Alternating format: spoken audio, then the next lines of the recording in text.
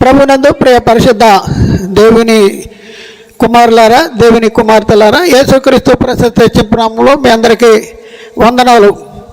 అలాగే సభను అలంకరించినటువంటి సంఘ కాపర్లు, అలాగే పెద్దలు అందరికీ కూడా యేసుక్రీస్తు నామములో నేను ప్రత్యేకమైన వందనాలు చెల్లిస్తున్నా.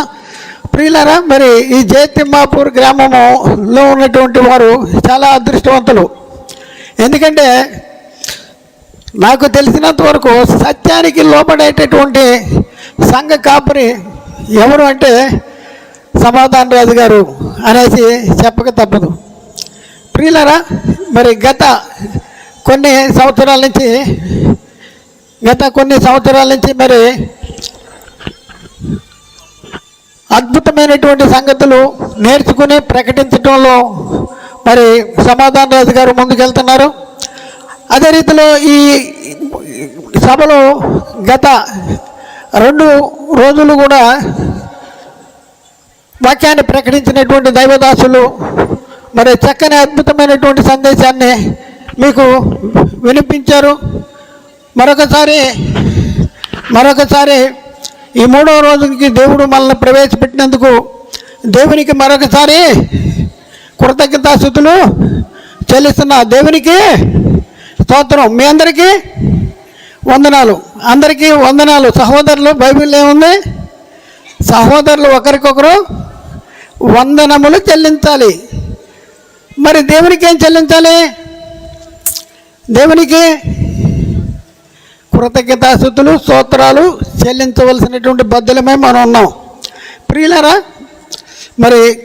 కొద్దిసేపు ఎవరు మాట్లాడొద్దు. మీరు మాట్లాడితే ప్రసంగం పెరుగుద్ది. తొందరగా ఇంటికి వెళ్ళాలంటే ఏం చేయాలి? పక్కన చూడొద్దు. ఇది చాలా ప్రాముఖ్యమైనటువంటి ప్రసంగం. కాబట్టి ప్రియులారా, మీరు ఏకదృష్టితో దీన్ని వినాలి.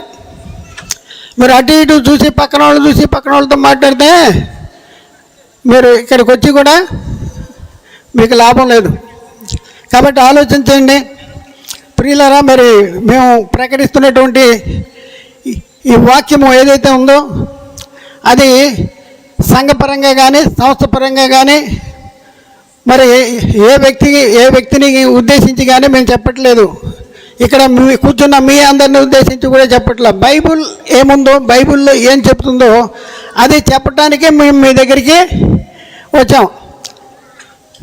మా గురించే చెప్తున్నారని మీరు ఎవరు కూడా మనసు నొచ్చుకోవద్దు. ఎందుకంటే ఇది మీ ఒక్కరికే చెప్పట్లా. ఇది లైన్లోకి వెళ్ళిపోతుంది, యూట్యూబ్లోకి వెళ్తుంది, ఫేస్బుక్లోకి వెళ్తుంది, అన్ని దగ్గరికి వెళ్తుంది. ఇది ప్రపంచ క్రైస్తవ సమాజాన్ని అందరికీ కూడా ఒక మెసేజ్ అనమాట. మీరు ఎంత అదృష్టవంతులో మీరు ఆలోచించండి ప్రియులారా. చాలా గొప్ప ధన్యత.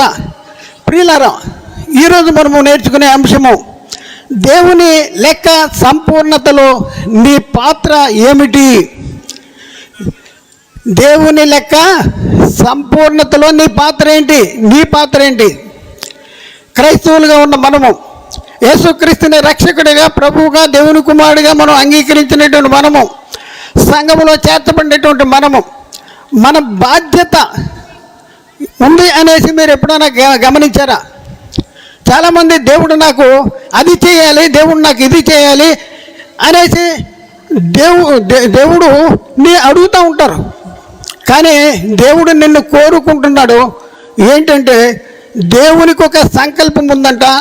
ఆ సంకల్పము నెరవేర్చడంలో నీ పాత్ర ఏంటి? దేవుని లెక్క సంపూర్ణములో నీ పాత్ర ఏంటి అనేసి ఈరోజు దేవుడు మనతో మాట్లాడుతున్నాడు. ఈరోజు దేవుడు మనతో ఏం మాట్లాడుతున్నాడు?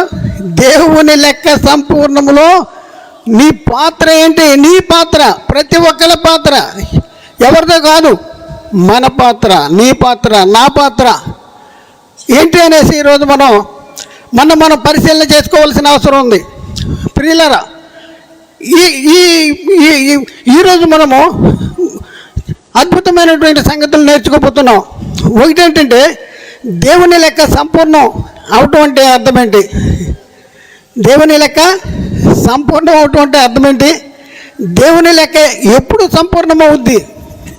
అలాగే 3వ పాయింట్ ఏంటంటే, దేవుని లెక్క సంపూర్ణం అవటానికి దేవుని ప్రణాళిక ఏంటి, ఏం ప్రణాళిక వేశాడు ఏంటి, అసలు దేవుని ప్రణాళిక ఏంటి, ఆ దేవుని ప్రణాళికలో దేవుని లెక్కలో మరి సంపూర్ణం అవటం అంటే అర్థం ఏంటి, అంటే దేవుని ప్రణాళిక ఏంటి, అలాగే దేవుని లెక్క సంపూర్ణం అవటానికి మరి అపవాది కూడా వాడు పనిచేస్తున్నాడు అవ్వకుండా ఉండటానికి, దేవుని లెక్క సంపూర్ణం అవ్వకుండా ఉండటానికి వాడు కూడా ప్రయత్నం చేస్తున్నాడు.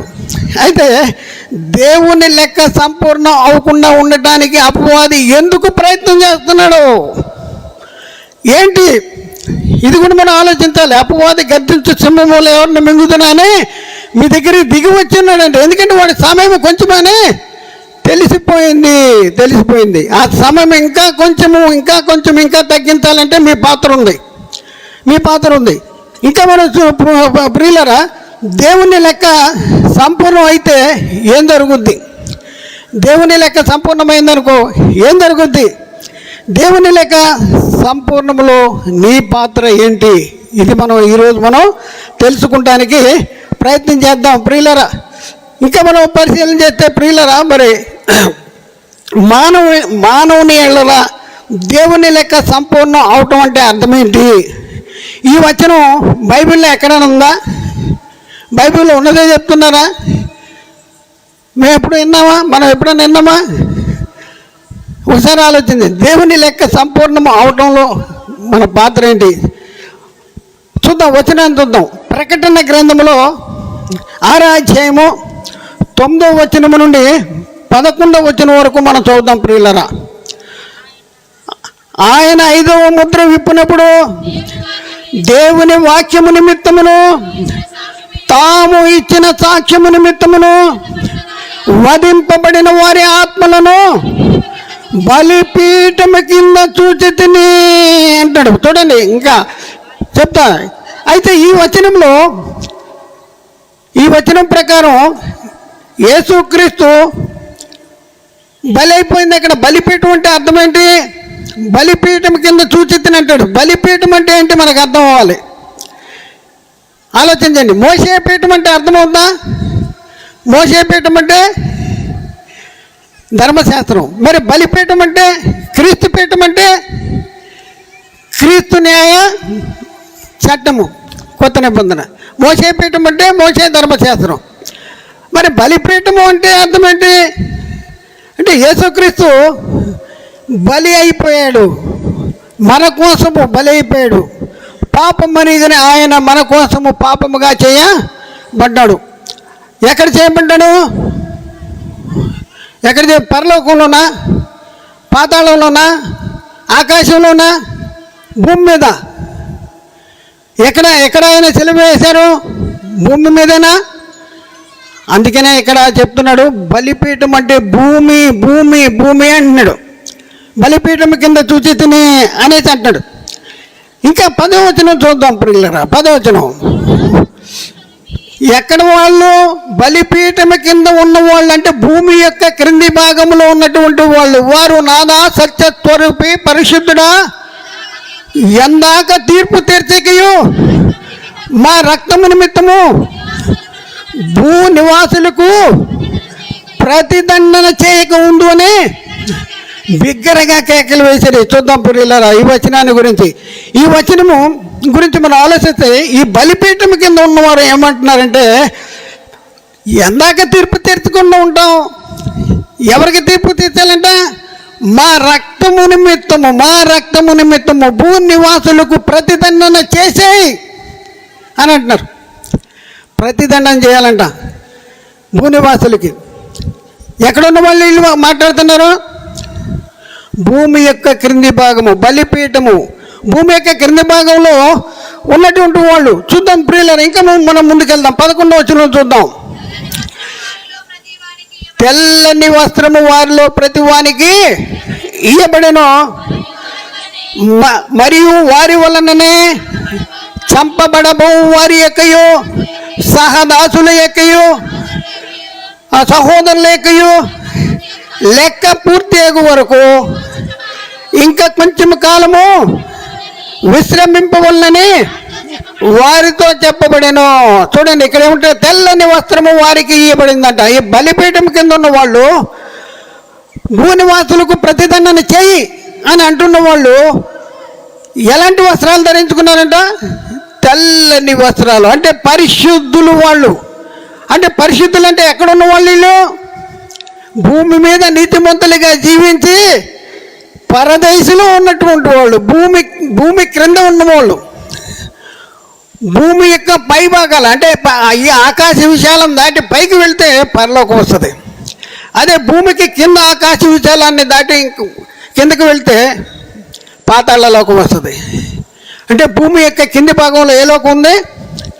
పాతాళలోకం. పాతాళలోకంలో 2 భాగాలు ఉన్నాయి. ఒకటి వేదనకరమైన స్థలము, 2 నెమ్మది పొందేటటువంటి స్థలము. దాన్నే ఈ నెమ్మది పొందే స్థలాన్ని పరదేశం అంటారు.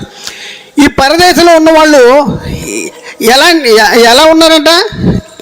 వాళ్ళకి ఏమి ఇవ్వబడింది? తెల్లని వస్త్రం. పరిశుద్ధులు వాళ్ళు, నీతిమంతులు. దేవుని వాక్యము నిమిత్తము, తాము ఇచ్చిన సాక్ష్యము నిమిత్తము వధించబడిన వారి ఆత్మల్ని చూచాను అంటాడు. అయితే వాళ్ళకు ఒక సమాధానం చెప్పబడింది. వాళ్ళకి సమాధానం వచ్చింది ఏంటంటే, వారి వలనను చంపబడు వారి ఎక్కయు, సహోదరుల ఎక్కయు, సహదాసుల ఎక్కయు లెక్క పూర్తి అయ్యే వరకు ఇంకా కొంత కాలము విశ్రమించాలి. లెక్క పూర్తి అవ్వలేదు, ఇంకా కొంతమంది రావాలి అని అంటున్నారు. అయితే ప్రియులరా, ఏమిటి లెక్క? ఈ లెక్క ఎప్పుడు పూర్తవుద్ది అంటే, యేసుక్రీస్తు రెండోసారి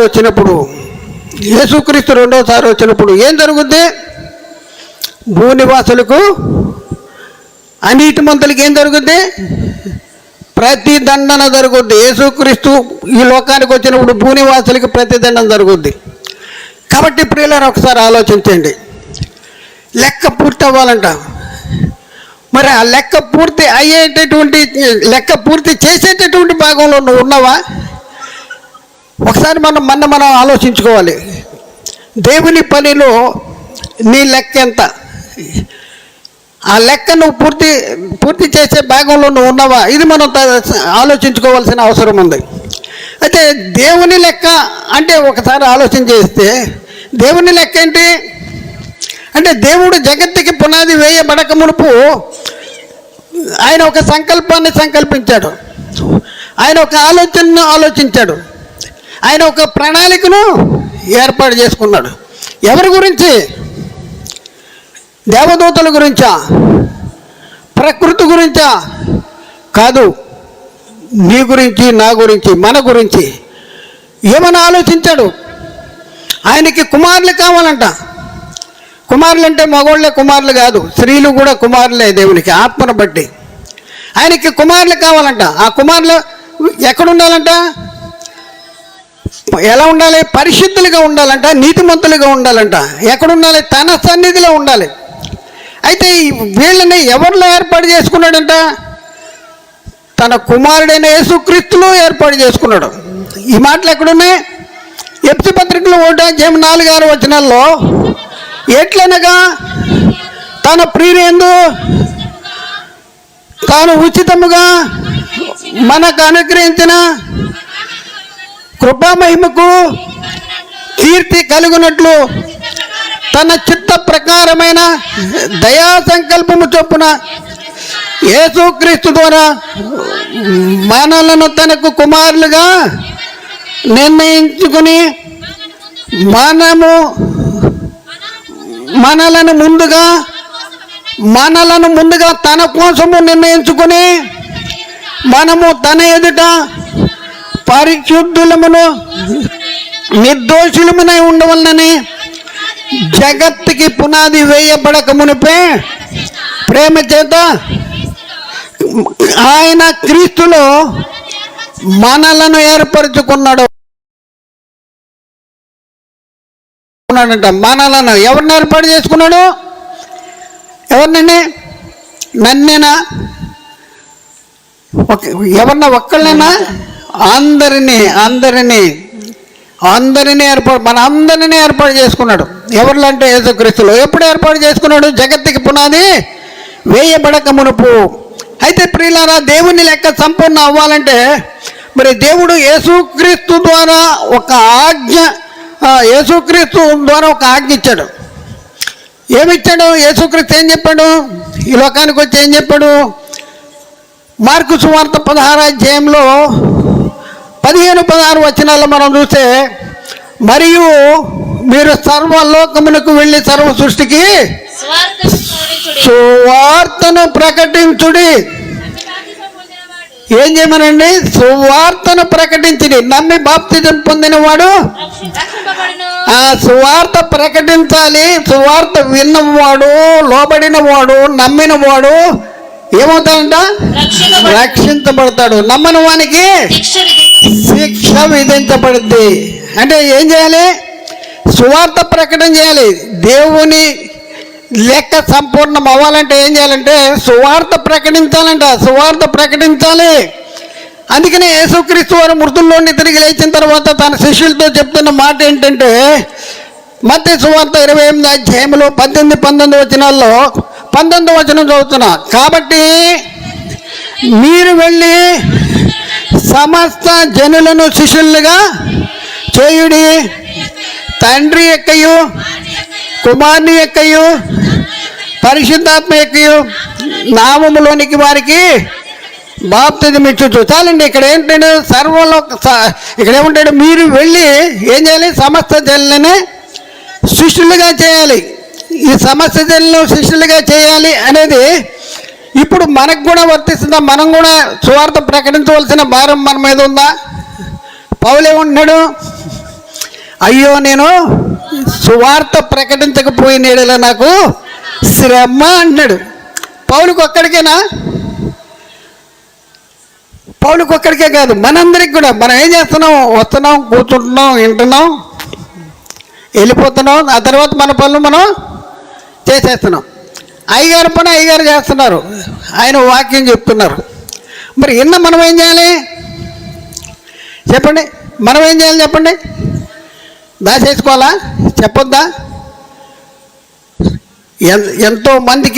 ఎంతోమంది ఈ సత్యానికి లోబడిన వాళ్ళు, క్రీస్తు అంటే ఎరగిన వాళ్ళు ఎంతోమంది మీ చుట్టూ ఉన్నారు.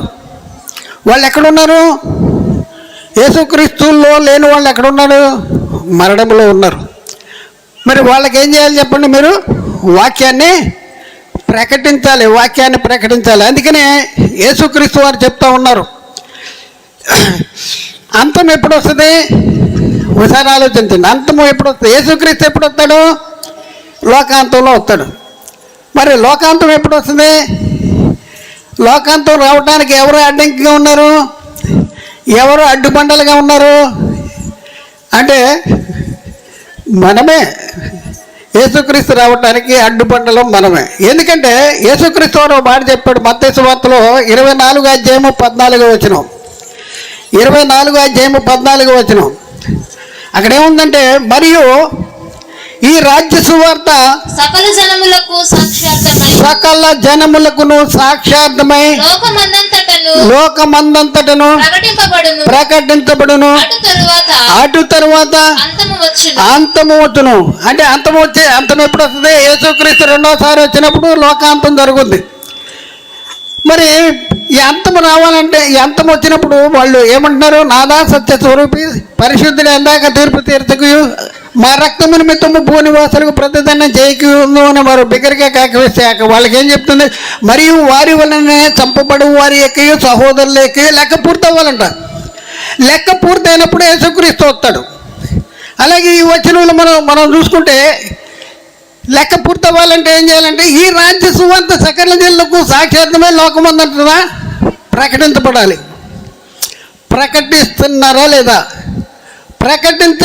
మీరు ప్రకటించకపోతే, మనము ప్రకటించకపోతే క్రీస్తు రెండవ రాకడ వస్తుందా? లోకమందంతటా ప్రకటించబడాలి. సాక్షాత్మే. వాళ్ళు నమ్ముతారా నమ్మరా నీకు అనవసరం. మీరేం చెప్పాలి? యేసుక్రీస్తు దేవుని కుమారుడు, యేసుక్రీస్తు రక్షకుడు, యేసుక్రీస్తు ప్రభు, తండ్రి అయిన దేవుడు యేసుక్రీస్తుని లోకానికి పంపించాడు అని మీరేం చెప్పాలి? మీరేం చేయాలి? చెప్పాలి.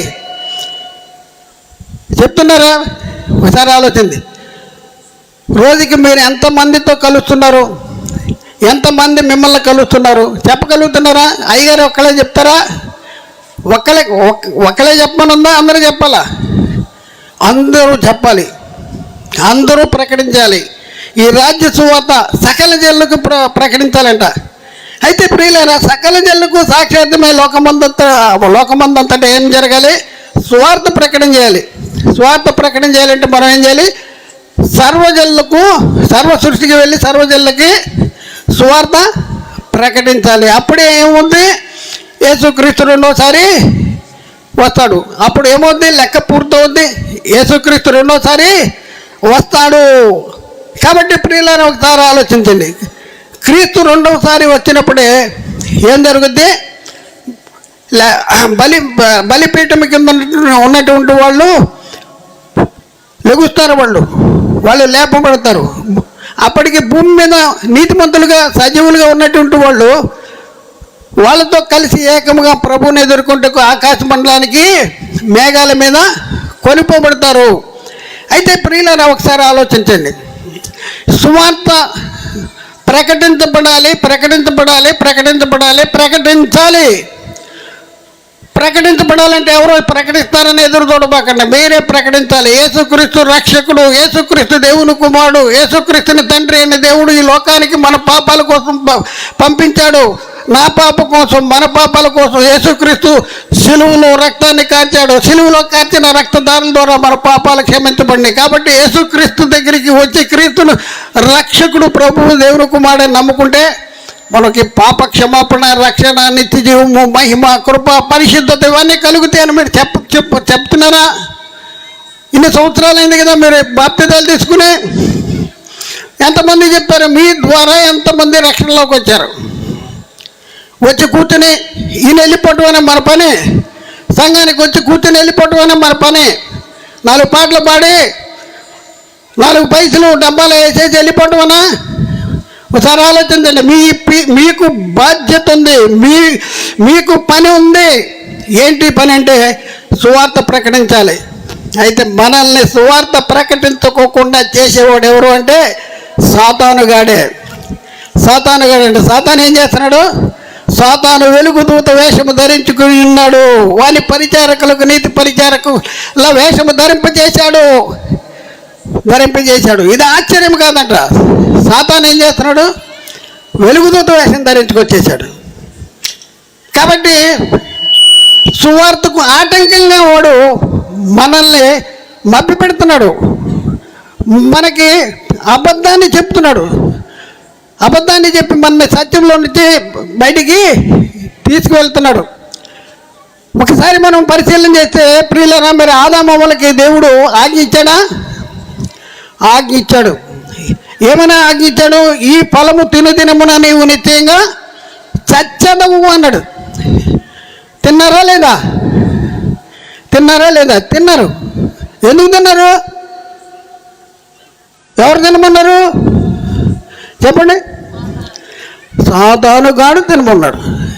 సర్పము తన కుయుక్తి చేత, చూడండి పౌలు గారు చెప్తున్నారు 2 కొరింథీయులు 11వ అధ్యాయంలో 1 నుండి 4 వచనాలు అక్కడ చదివితే, దేవాసక్తితో మీ ఎడల ఆసక్తి కలిగి ఉన్నాను, ఎందుకనగా పవిత్రురాలైన కన్యకనుగా ఒక్కడే పురుషునికి అనగా క్రీస్తుకు సమర్పింపవలనని మిమ్మల్ని ప్రదానము చేసి తిని గాని సర్పము తన కుయుక్తి చేత, చూడండి కుయుక్తి చేత అవ్వను ఒకప్పుడు మోసపరిచాడు. ఆ మోసపరిచినట్లు వాడు ఏం జరుపుతాడండి? మనస్సులను చెరపబడి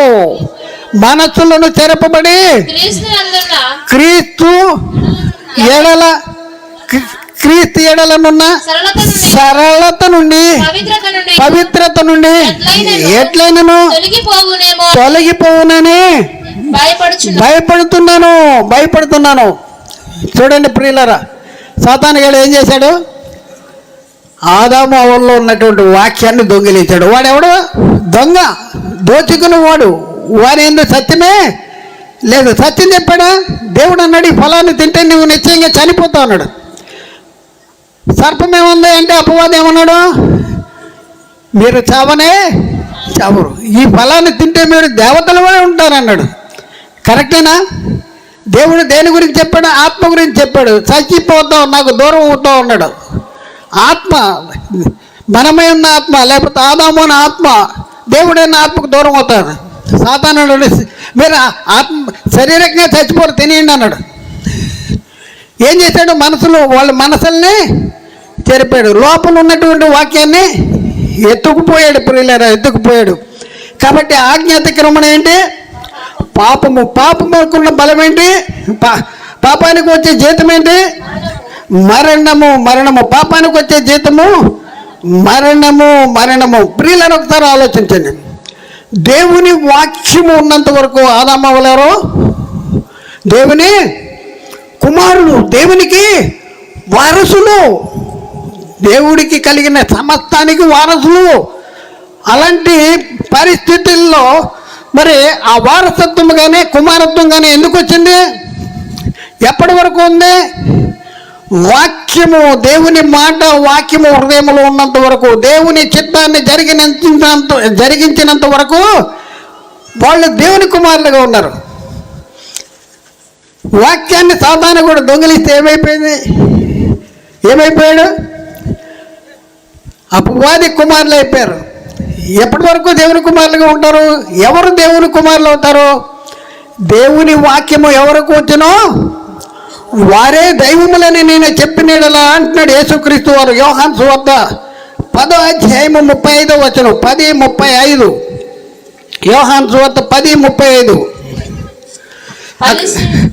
లేఖనము నిరర్ధకము కానేరదు కదా, దేవుని వాక్యం ఎవరికి వచ్చునో వారే దైవములని నేను చెప్పినలా నేను దేవుని కుమారుడనని చెప్పినందుకు తండ్రి ప్రతిష్ఠ చేసి ఈ లోకములోనికి పంపిన వానితో నీవు దేవదూషణ చేయుతున్నావని చెప్పుదురా అన్నాడు. చూడండి, చాలండి.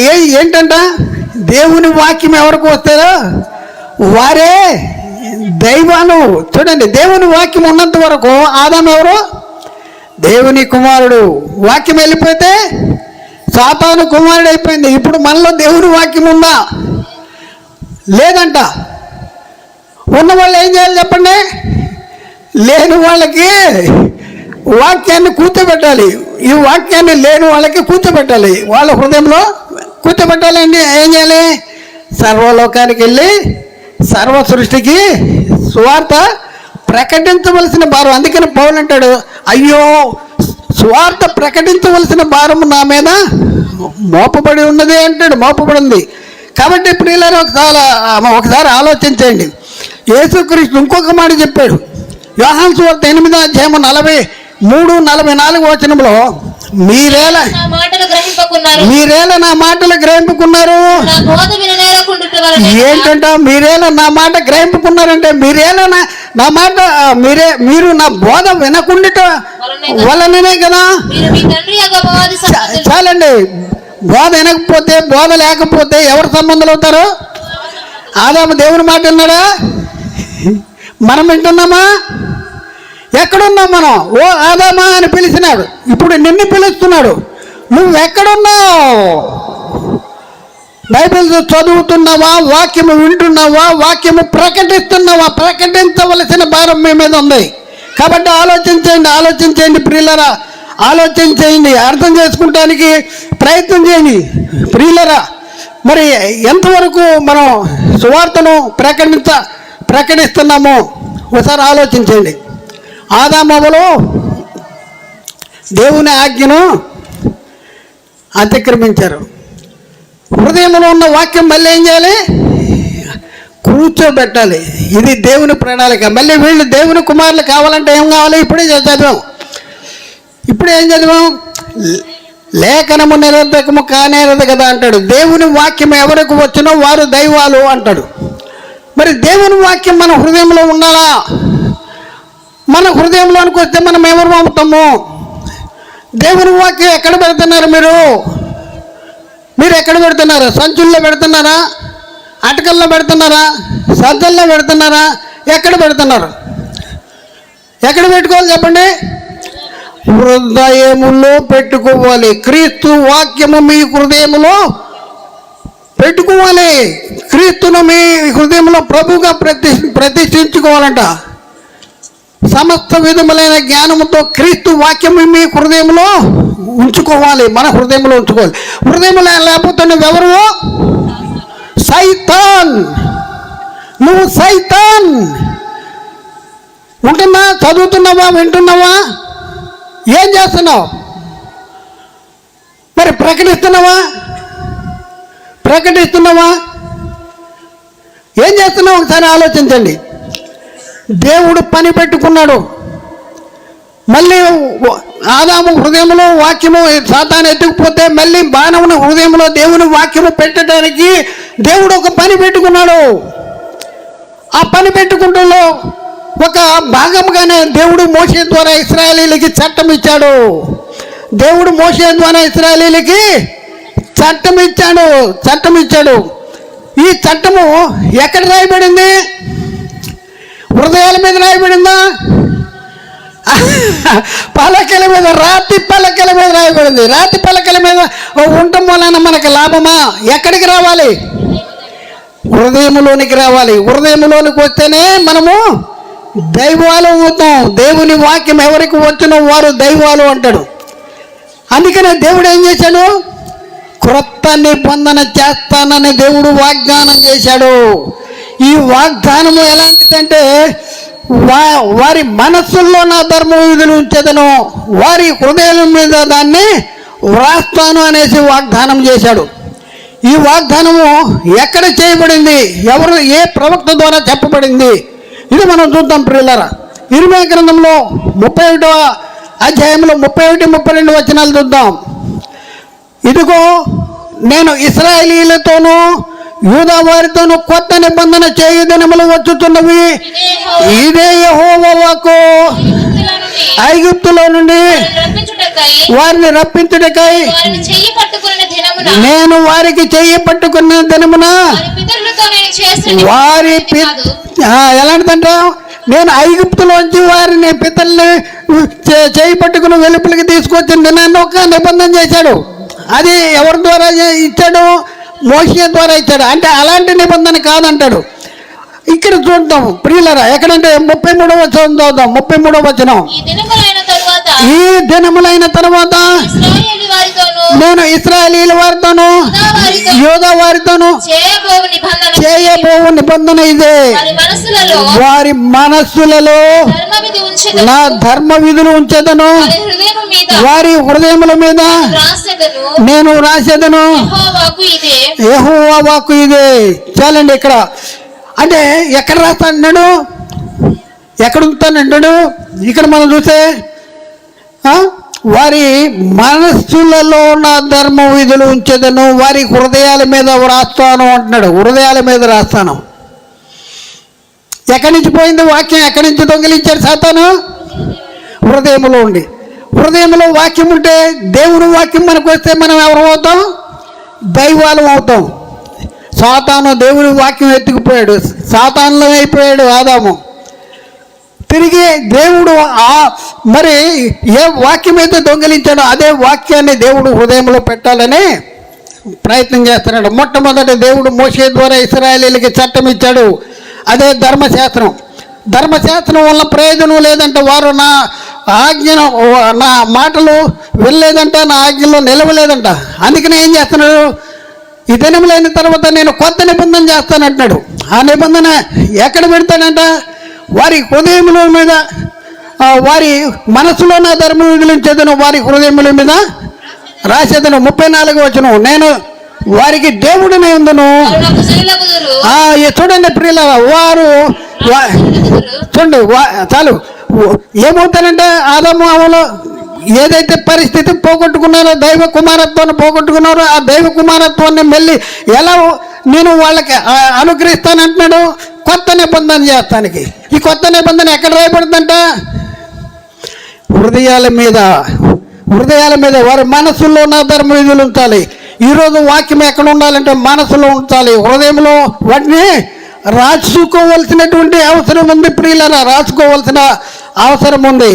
అదే మాటని మనం పరిశీలన చేస్తే ఎబ్రీ గ్రంథకర్త కూడా వ్రాసినటువంటి పరిస్థితి మనం చూస్తూ ఉన్నాం.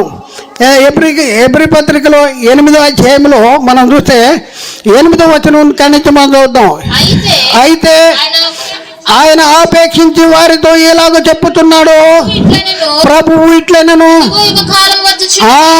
ఇదిగో ఒక కాలము వచ్చుతున్నది, అప్పటిలో ఇశ్రాయేలీయుల ఇంటి వారితోను యూదా ఇంటి వారితోను నేను క్రొత్త నిబంధన చేయుదును. మళ్ళీ చెప్తున్నాడు చూడండి, అది ఎలాంటిది కాదంటున్నాడు. ఐగుప్తు దేశంలో నుండి వీరు పితరులను వెలుపులకు రప్పించుటకై వారి చెయ్యి పట్టుకున్న దినమున వారితో నేను చేసిన నిబంధన వంటిది కాదు కాదు కాదు అంటాడు.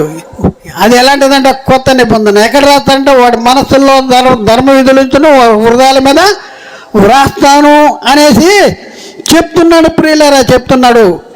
ఎక్కడి నుంచి అపవాది ఎత్తుకుపోయాడు? అపవాది ఎక్కడి నుంచి ఎత్తుకుపోయాడు చెప్పండి? మరి హృదయంలో నుండి ఎత్తుకుపోయాడు. మళ్ళీ ఎక్కడ కూర్చోబెట్టాలి? హృదయంలో కూర్చోబెట్టాలి. దానికోసం దేవుడు ఏం చేశాడంటే అబ్రహాముకు వాగ్దానం చేశాడు. ఏంటంటే నీ సంతానం ద్వారా లోకంలో ఉన్న వంశాలన్నీ ఆశీర్వదించబడుతుందంటే పాప క్షమాపణ కలిగిస్తాం, రక్షించబడతారు అనేసి అబ్రహాముకి వాగ్దానం చేసిన వాగ్దాన సంతానం ఎవరు? ఆ వాగ్దాన సంతానము యేసుక్రీస్తు వారు. కాబట్టి ప్రియులారా ఒకసారి ఆలోచించండి. అయితే యేసుక్రీస్తు వారు ఈ లోకానికి వచ్చాడు. దేవుడు కాలము సంపూర్ణమైనప్పుడు దేవుడు తన సొంత కుమారుని పంపాడు. సొంత కుమారుని ఎలా పంపించాడంట? మనము ధర్మశాస్త్ర సంబంధమైన పాపము నుండి విడిపించబడాలని దేవుడు తన సొంత కుమారుని పాప శరీరాకారంతో పంపి ఆయన శరీరమందు మన పాపాలకి శిక్ష విధించాడంట. అంటే యేసుక్రీస్తు వారు ఈ లోకానికి ఎందుకు వచ్చాడు? మన కోసం, వాక్యాన్ని సిద్ధపరచడం కోసం, వాక్యము సువార్తను సిద్ధపరచడం కోసం, మన హృదయంలో ఉంచవలసినటువంటి సువార్తను సిద్ధపరచవలసిన దానికోసం అందుకనే బైబిల్లో ఏం రాయబడింది? ఎందుకు వచ్చాడంట? మత్తయి సువార్తలో 28వ వచనంలో అలాగే మనిషి కుమారుడు పరిచారం చేయించుకున్నట్టుకు రాలేదు కానీ అనేకులకు ప్రతిగా విమోచన క్రయధనముగా తను వచ్చాడు. విమోచన క్రయధనముగా మన కోసము, మన పాపము నుండి విమోచించడం కోసం. అలాగే ఎందరి కోసం వచ్చాడంటే అందరి కోసం వచ్చాడు. ఈయన అందరి కోసం విమోచన క్రయధనముగా తిమోతికి రాసిన 1వ పత్రిక 2వ అధ్యాయం 6వ వచనంలో ఈయన అందరి కొరకు విమోచన క్రయధనముగా తను తానే అర్పించుకొనేను. ప్రియులారా ఆలోచించండి.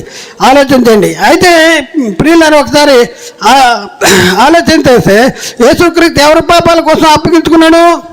మన పాపాల నిమిత్తం అప్పగించుకున్నాడు. ఎవరిని నీతిమంతులుగా తీర్చడానికి తిరిగి లేచాడు? మనలను నీతిమంతులుగా తీర్చడానికి తిరిగి లేచాడు. ప్రియులారా తిరిగి లేచాడు. అయితే ఇక్కడ మనం చూస్తే యేసుక్రీస్తు ఏం చేశాడు? మృతుల్లోండి తిరిగి లేవటం ద్వారా ఏమైంది అంటే మనం ఒక అద్భుతమైన సంగతి బైబిల్లో ఉంది. మనం రోజు చదువుతాను కానీ మనకు అర్థం అవ్వదు. ఏంటి ఆ సంగతి అంటే సువార్త ద్వారా వెలుగులోనికి తెచ్చాడంట. ఏంటి? సువార్త ద్వారా వెలుగులోకి తెచ్చాడు. తిమోతికి రాసిన 2వ పత్రిక 1వ అధ్యాయం 10వ వచనం. 2 తిమోతి 1:10.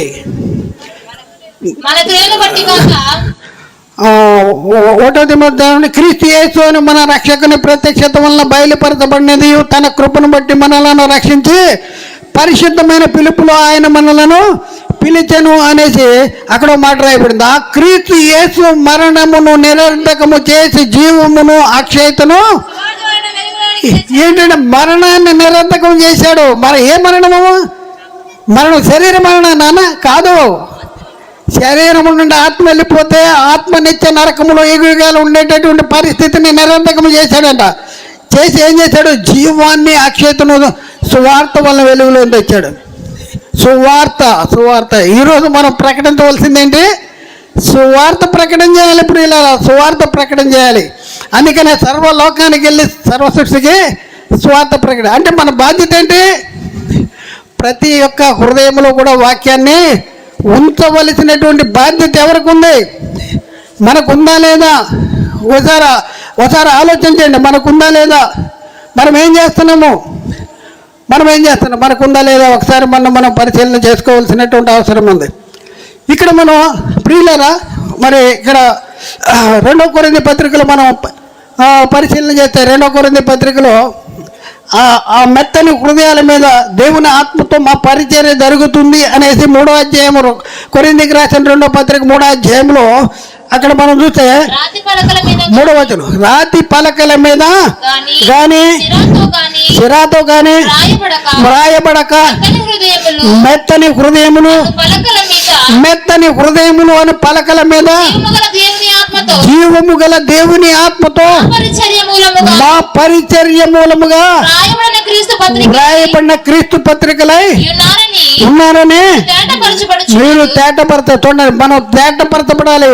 అక్కడ వాళ్ళ గురించి చెప్తున్నాడు, ఈరోజు మన గురించి కూడా చెప్తా ఉన్నాడు. మనం ఎలా తేటపరచబడాలంట? రాతి పలకల మీద రాయబడిన పలకలు ఒకప్పుడు ఉన్నాయి. అయితే దేవుడు ఇర్మియా ప్రవక్త ద్వారా వాగ్దానం చేయబడినటువంటి వాగ్దానాన్ని బట్టి, అదే ఎబ్రీ గ్రంథంలో రాయబడినటువంటి సంగతులను బట్టి ఇప్పుడు ఎక్కడ రాయబడాలి అంటే రాతి పలకల మీద శిరాతో కాదు కానీ మెత్తని హృదయముల మీద దేవుని ఆత్మ ద్వారా మీ పరిచర్య జరగాలి. మీ పరిచర్య మీరు ఏం చేయాలి? యేసుక్రీస్తు సువార్త తీసుకొచ్చాడు. క్రీస్తు మృతుల్లోండి తిరిగి లేచుతుల ద్వారా ఏమైంది? మరణము నిరర్ధకం అయిపోయింది. జీవము అక్షత సువార్త వల్ల వెలుగులోనికి వచ్చింది. ఆ క్రీస్తు యేసు ఏం చేశాడంట? మరణము నిరర్ధకం అయిపోయింది. చూడండి, మరి ఆ మరణము నిరర్ధకము చేయబడినటువంటి సువార్త ద్వారా వెలుగులో తెచ్చాడు. మరి ఆ సువార్తను ప్రకటన చేయాలా? అపోస్తలులు ప్రకటన చేశారు. అపోస్తలుల పరిచర్య జరిగించారంట. అక్కడ ఏం చెప్తున్నాడు? మెత్తని హృదయంలోని పలక మీద దేవుని ఆత్మ ద్వారా మా పరిచర్య మూలముగా వ్రాయబడిన క్రీస్తు పత్రికలు మీరు ఉన్నారు. అయితే మీరు మన పని ఏంటంటే మెత్తని హృదయముల మీద దేవుని ఆత్మ ద్వారా సువార్త ప్రకటించవలసినటువంటి భారము మన మీద ఉంది. ప్రియులారా, ఒకసారి ఆలోచన. బోధకులు ఒక్కలే సువార్త ప్రకటిస్తారని కాదు, జీతము వాళ్ళకు వస్తుంది. మరి మీకు జీతం వద్దా? మీకు జీతం వద్దు. ఇదిగో నేను త్వరగా వచ్చుతున్నాను, వాని క్రియల చొప్పున సిద్ధపరిచిన జీతము నా దగ్గర ఉంది అంటాడు. మీరేం సంపాదించుకున్నారు? మీ సంపాదన ఎక్కడుంది? ఒకసారి ఆలోచన చేసుకోండి. సువార్త ఈరోజు ఉన్న పరిస్థితుల్లో మనం సువార్తను విడిచిపెట్టేస్తున్నాను. సువార్త దగ్గరికి రాట్లా.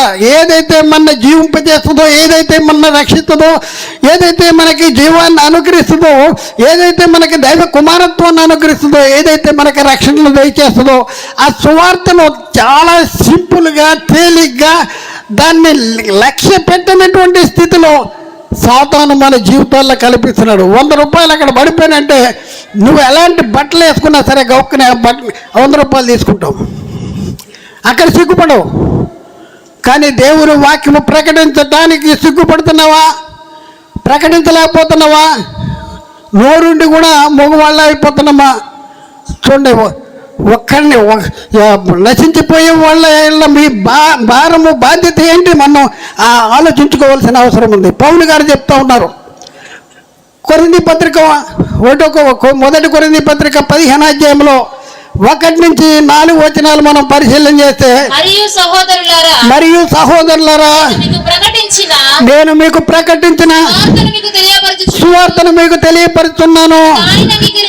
మీరు దానిని అంగీకరించి దాని యందు నిలిచి ఉన్నారు.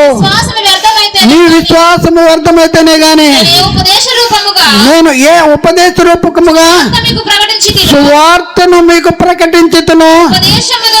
ఏం చేయాలంటే ఆ ఉపదేశమును మీరు గట్టిగా పట్టుకోవాలంట. గట్టిగా పట్టుకుంటే ఏమవుతుంది? ఆ సువార్త వల్లనే మీరు రక్షణ. చూడండి ప్రియులారా, ఒకసారి మీరు ఒక వ్యక్తి నీటిలో పడిపోయాడు. అంటే నీటిలో అంటే నువ్వులు ఉంటాయి కదా, నీటిలో పడిపోయాడు. నూతులో పడిపోయిన ఆయనకి తాడు ఇచ్చాడంట, కిందకి పైకి రమ్మని. తాడని గట్టిగా పట్టుకుంటే పైకి వస్తాడా, లేకపోతే లూజుగా పట్టుకుంటే పైకి వస్తాడా? గట్టిగా పట్టుకోవాలి. ఇప్పుడున్న పరిస్థితుల్లో మనం రక్షించబడాలంటే దేన్ని గట్టిగా పట్టుకోవాలి? సువార్తను. ఎందుకంటే సువార్తలో మన దగ్గర ఉన్న బైబిల్ చూడండి, శరీరాలకి పోషణ కోసం ఉన్న బైబిల్ ఉన్నది కాదు. బైబిల్ దెయ్యాలను వెళ్ళగొట్టడానికి, దెయ్యాలంటే భయము, తలకి దిండి కింద పెట్టడం. కొంతమంది డబ్బులు కూడా ఏం చేస్తారు, ఇది పర్సు, బైబిల్లో పర్సు అనమాట, ఇందులో దాచుకుంటారు. అలాంటిది కాదు, ఇది ఆత్మను రక్షించేది. ఈ లోకములో మరి ఆత్మను రక్షించేది ఒక క్రీస్తు ద్వారా సిద్ధపరిచినటువంటి, వెల్లడిపరిచినటువంటి, తీసుకొచ్చినటువంటి సువార్తలోనే ఉంది. ఈయన ద్వారానే మనం రక్షణ పొందాలి. ఆకాశం కింద ఉన్న మనుషుల్లో మరి ఏ నామమును కూడా మనం రక్షణ పొందలేము. సువార్త ఎలాంటిదంట? సువార్త యొక్క విశిష్టత ఏంటి? సువార్తను గురించి పౌలు అంటాడు రోమపత్రిక 1:16, సువార్తను గురించి నేను సిగ్గుపడును వాడిని కాను కానీ ఏలైనగా నమ్ము ప్రతివానికి మొదట రక్షణ పొందుటకు అది దేవుని శక్తి. ఏదండి దేవుని శక్తి? అది దేవుని శక్తి, సువార్త దేవుని శక్తి. దేవుని శక్తి ఎందులో ఉంది? సువార్త. మీరు ప్రకటించాలి, దేవుని శక్తిని పంచిపెట్టాలి, దేవుని శక్తిని ప్రకటించాలి. మీ ప్రకటన ద్వారా మెత్తని హృదయాల మీద దేవుని ఆత్మ ద్వారా మీ పరిచర్య జరిగించవలసినటువంటి భారము మరి మీ మీద ఉంది అని మీరు గుర్తించగలుగుతున్నారా? ఒకసారి ఆలోచించుకోవాల్సిన అవసరం ఉంది. ఈ సువార్త ఏంటంటే ఆత్మలను రక్షించే వాక్యము. సువార్త వాక్యాన్ని మనం ఎక్కడ పెడుతున్నాం చెప్పండి? బైబిల్ ఎక్కడ పెడుతున్నాం? ఎక్కడ ఉంచుకోవాలి? లోపల నాటబడి మీ ఆత్మల్ని రక్షించు శక్తి గల వాక్యాన్ని సాత్వికంగా అంగీకరించాలి. లోపల నాటపడాలి, జేబులో కాదు. బిళ్ళలు, డాక్టరు రోగం వస్తే డాక్టర్ దగ్గరికి వెళ్తారా? డాక్టర్ ఏంటి బిళ్ళలు రాసిస్తాడు కదా. బిళ్ళలు రాసిస్తే బిళ్ళలు కొనుక్కున్నాడు.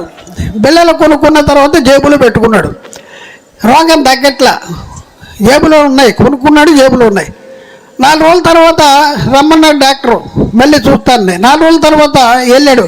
డాక్టర్ గారు తగ్గలేదంటాడు.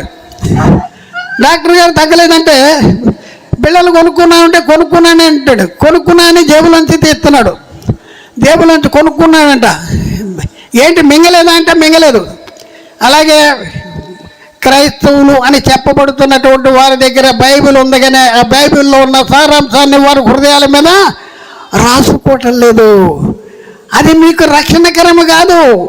చేతులు ఉంటే సరిపోదు, సంచిలో ఉంటే సరిపోదు, మీ బ్యాగ్లో ఉంటే సరిపోదు, మీ ఇంట్లో ఉంటే సరిపోదు, మీ అటక మీద ఉంటే సరిపోదు, మీ సజ్జలో ఉంటే సరిపోదు. ఎక్కడ ఉండాలి?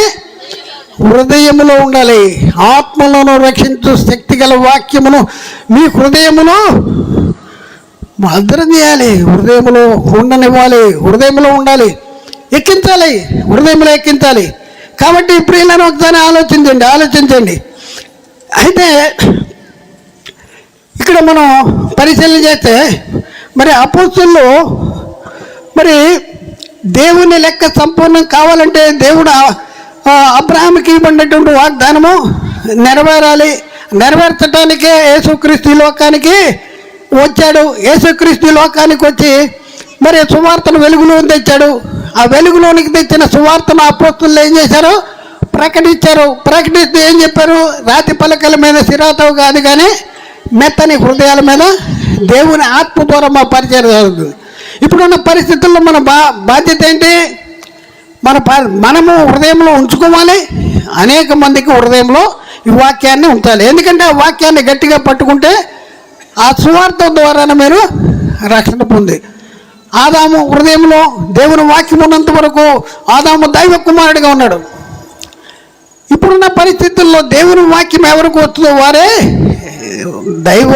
దైవాలు అనేసి కొలసి 3:16 సంగీతములతోనూ కీర్తనలతోనూ ఆత్మ సంబంధమైన పద్యములతో ఒకరినొకరు బోధించుచు బుద్ధి చెప్పుచు కృపాసహితంగా మీ హృదయములలో దేవుని గురించి గానము చేయొచ్చు సమస్త విధములైన జ్ఞానముతో క్రీస్తు వాక్యము మీలో సమృద్ధిగా నివసింపనీయాలి.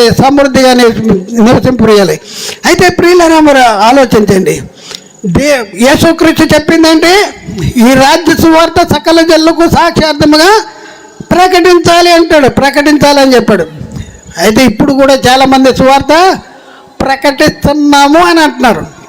అయితే రాజ్య సువార్త ప్రకటిస్తున్నాము అనేసి చెప్పుకుంటున్నటువంటి వారు సత్య సువార్తనే ప్రకటిస్తున్నారా? ఎందుకంటే సాతాను ఆదాము వల్ల మోసం చేశాడు.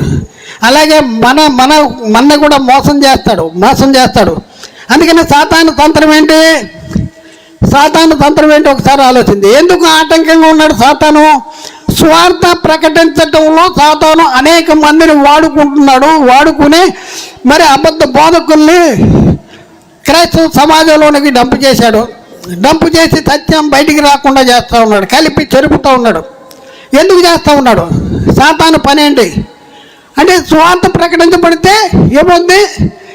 ఈ రాజ్య సువార్త సకల జనులకు సాక్షార్థమై లోకమందంతటా ప్రకటించబడితే అంతము వస్తుంది. అప్పుడు యేసుక్రీస్తు రెండోసారి వస్తాడు. అప్పుడేముంది? లెక్క సంపూర్ణమైనప్పుడు వస్తాడు. అప్పుడేముంది? లెక్క సంపూర్ణమైనప్పుడు భూమి యొక్క కింది భాగంలో ఉన్నటువంటి వాళ్ళు, బలిపీఠం కింద ఉన్నటువంటి వాళ్ళు, పరిశుద్ధులు లేపబడతారు. అయితే లేపబడితే వాడికి నష్టమేంటి? అంటే లోకాంతములో యేసుక్రీస్తు రెండోసారి వచ్చిన లోకాంతము జరిగినప్పుడు అపవాది వాని అనుచరులను ఏం జరుగుద్ది? వాళ్ళ నరకానికి తోచివేయబడతారు. సువార్త ప్రకటించబడితే, సాక్షార్థమై ప్రకటించబడితే యేసుక్రీస్తు రెండోసారి వస్తాడు. యేసుక్రీస్తు రెండోసారి వస్తే లోకం అంతం జరుగుద్ది. అప్పుడు అపవాది వాని అనుచరులు కూడా ఎక్కడికి తోచివేయబడతారు? నరకానికి వెళ్ళిపోతాడు. అందుకని వాడు ఏం చేస్తున్నాడు? నిన్ను మభ్య పెడుతున్నాడు. సువార్త ప్రకటించబడకూడదు, ప్రకటిస్తే లెక్క సంపూర్ణమైపోద్ది. కాబట్టి మీరు సువార్త ప్రకటించొద్దు అనేసి వాడు ఏం చేస్తున్నాడంటే, సాతాను తానే వెలుగుదూత వేషము ధరించుకొచ్చాడు, వాని పరిచారకులకు నీతి పరిచారకులు వేషము ధరింపజేశాడు. ఇది ఆశ్చర్యము కాదు అంటున్నాడు. అవును ప్రియులారా, ఇది ఆశ్చర్యం కాదు. ఈ మాటలు చదవద్దుగానే కొరింథీకి రాసిన 2వ పత్రిక 11వ అధ్యాయము 13 నుంచి 15 వచనం వరకు అక్కడ రాయబడినాయి. కాబట్టి ప్రియులారా, మరొక వచనాన్ని కూడా చూద్దాం. కొరింథీకి రాసిన 2వ పత్రిక 11వ అధ్యాయం 2-4 వచనాల్లో అక్కడ రాయబడిన మాట ఏంటంటే, దేవాసక్తితో మీ ఇళ్ళ ఆసక్తి కలిగి ఉన్నాను. ఎందుకనగా పవిత్రాలైన కన్యకగా ఒక్కడే పురుషునికి అనగా క్రీస్తునికి సమర్పింపవల్లని మిమ్మల్ని ప్రదానము చేసేదని కానీ సర్పము తన కుయుక్తి చేత ఒకప్పుడు ఎవరు మోసపరిచాడు కదా, మీ మనస్సులో చెరిపేస్తాడు. ఆ క్రీస్తు ఎడలున్న సరళత నుండి, పవిత్రత నుండి ఎట్లైనను ఆడు మామూలుడు కాదు. పౌలు గుర్తించాడు, మీ మనస్సులో చెరిపేస్తాడు. ఏమన్నాడు? ఇంకా ఏమంటున్నాడు?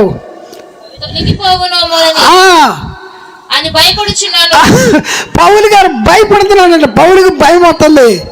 ఎందుకంటే మీ మనసుల్ని జరిపేస్తాడు, కల్పనా కథలు చెప్పేస్తాడు. వాడు ఎక్కడి నుంచి వస్తాడు? ఎక్కడి నుంచి?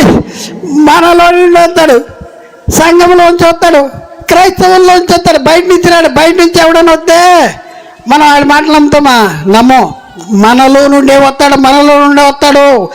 యేసుక్రీస్తు 12 మంది శిష్యులను ఏర్పాటు చేసుకోలేదా? మీలో ఒకడు సాతాను అన్నాడు. ఎక్కడుంది మాట రాసుకోండి, చదవద్దు.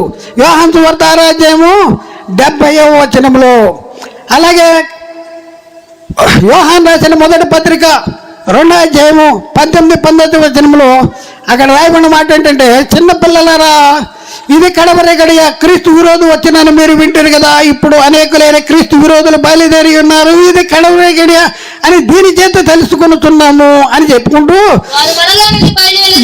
ఎవరు అనేకులైన క్రీస్తు విరోధులు.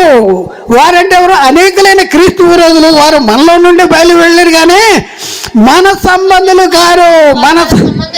మన సంబంధులైతే చూడండి, మనతో నిలిచి ఉండేవాడు ఎవడు? మన సంబంధి. మరి మన సంబంధులు కాదు కనుకనే వాళ్ళు మనలోంచి బయటికి వెళ్ళారు. వీళ్ళు ఎవరంట? వీళ్ళెవరు? క్రీస్తు విరోధులు. వీళ్ళు ఎక్కడి నుంచి వస్తారు? ఎక్కడ ఉంటారు? వారు మనలోనూ ఉంటారు. ఇది బైబిల్లో రాయబడింది. దాన్ని నేను రాసుకొచ్చానా?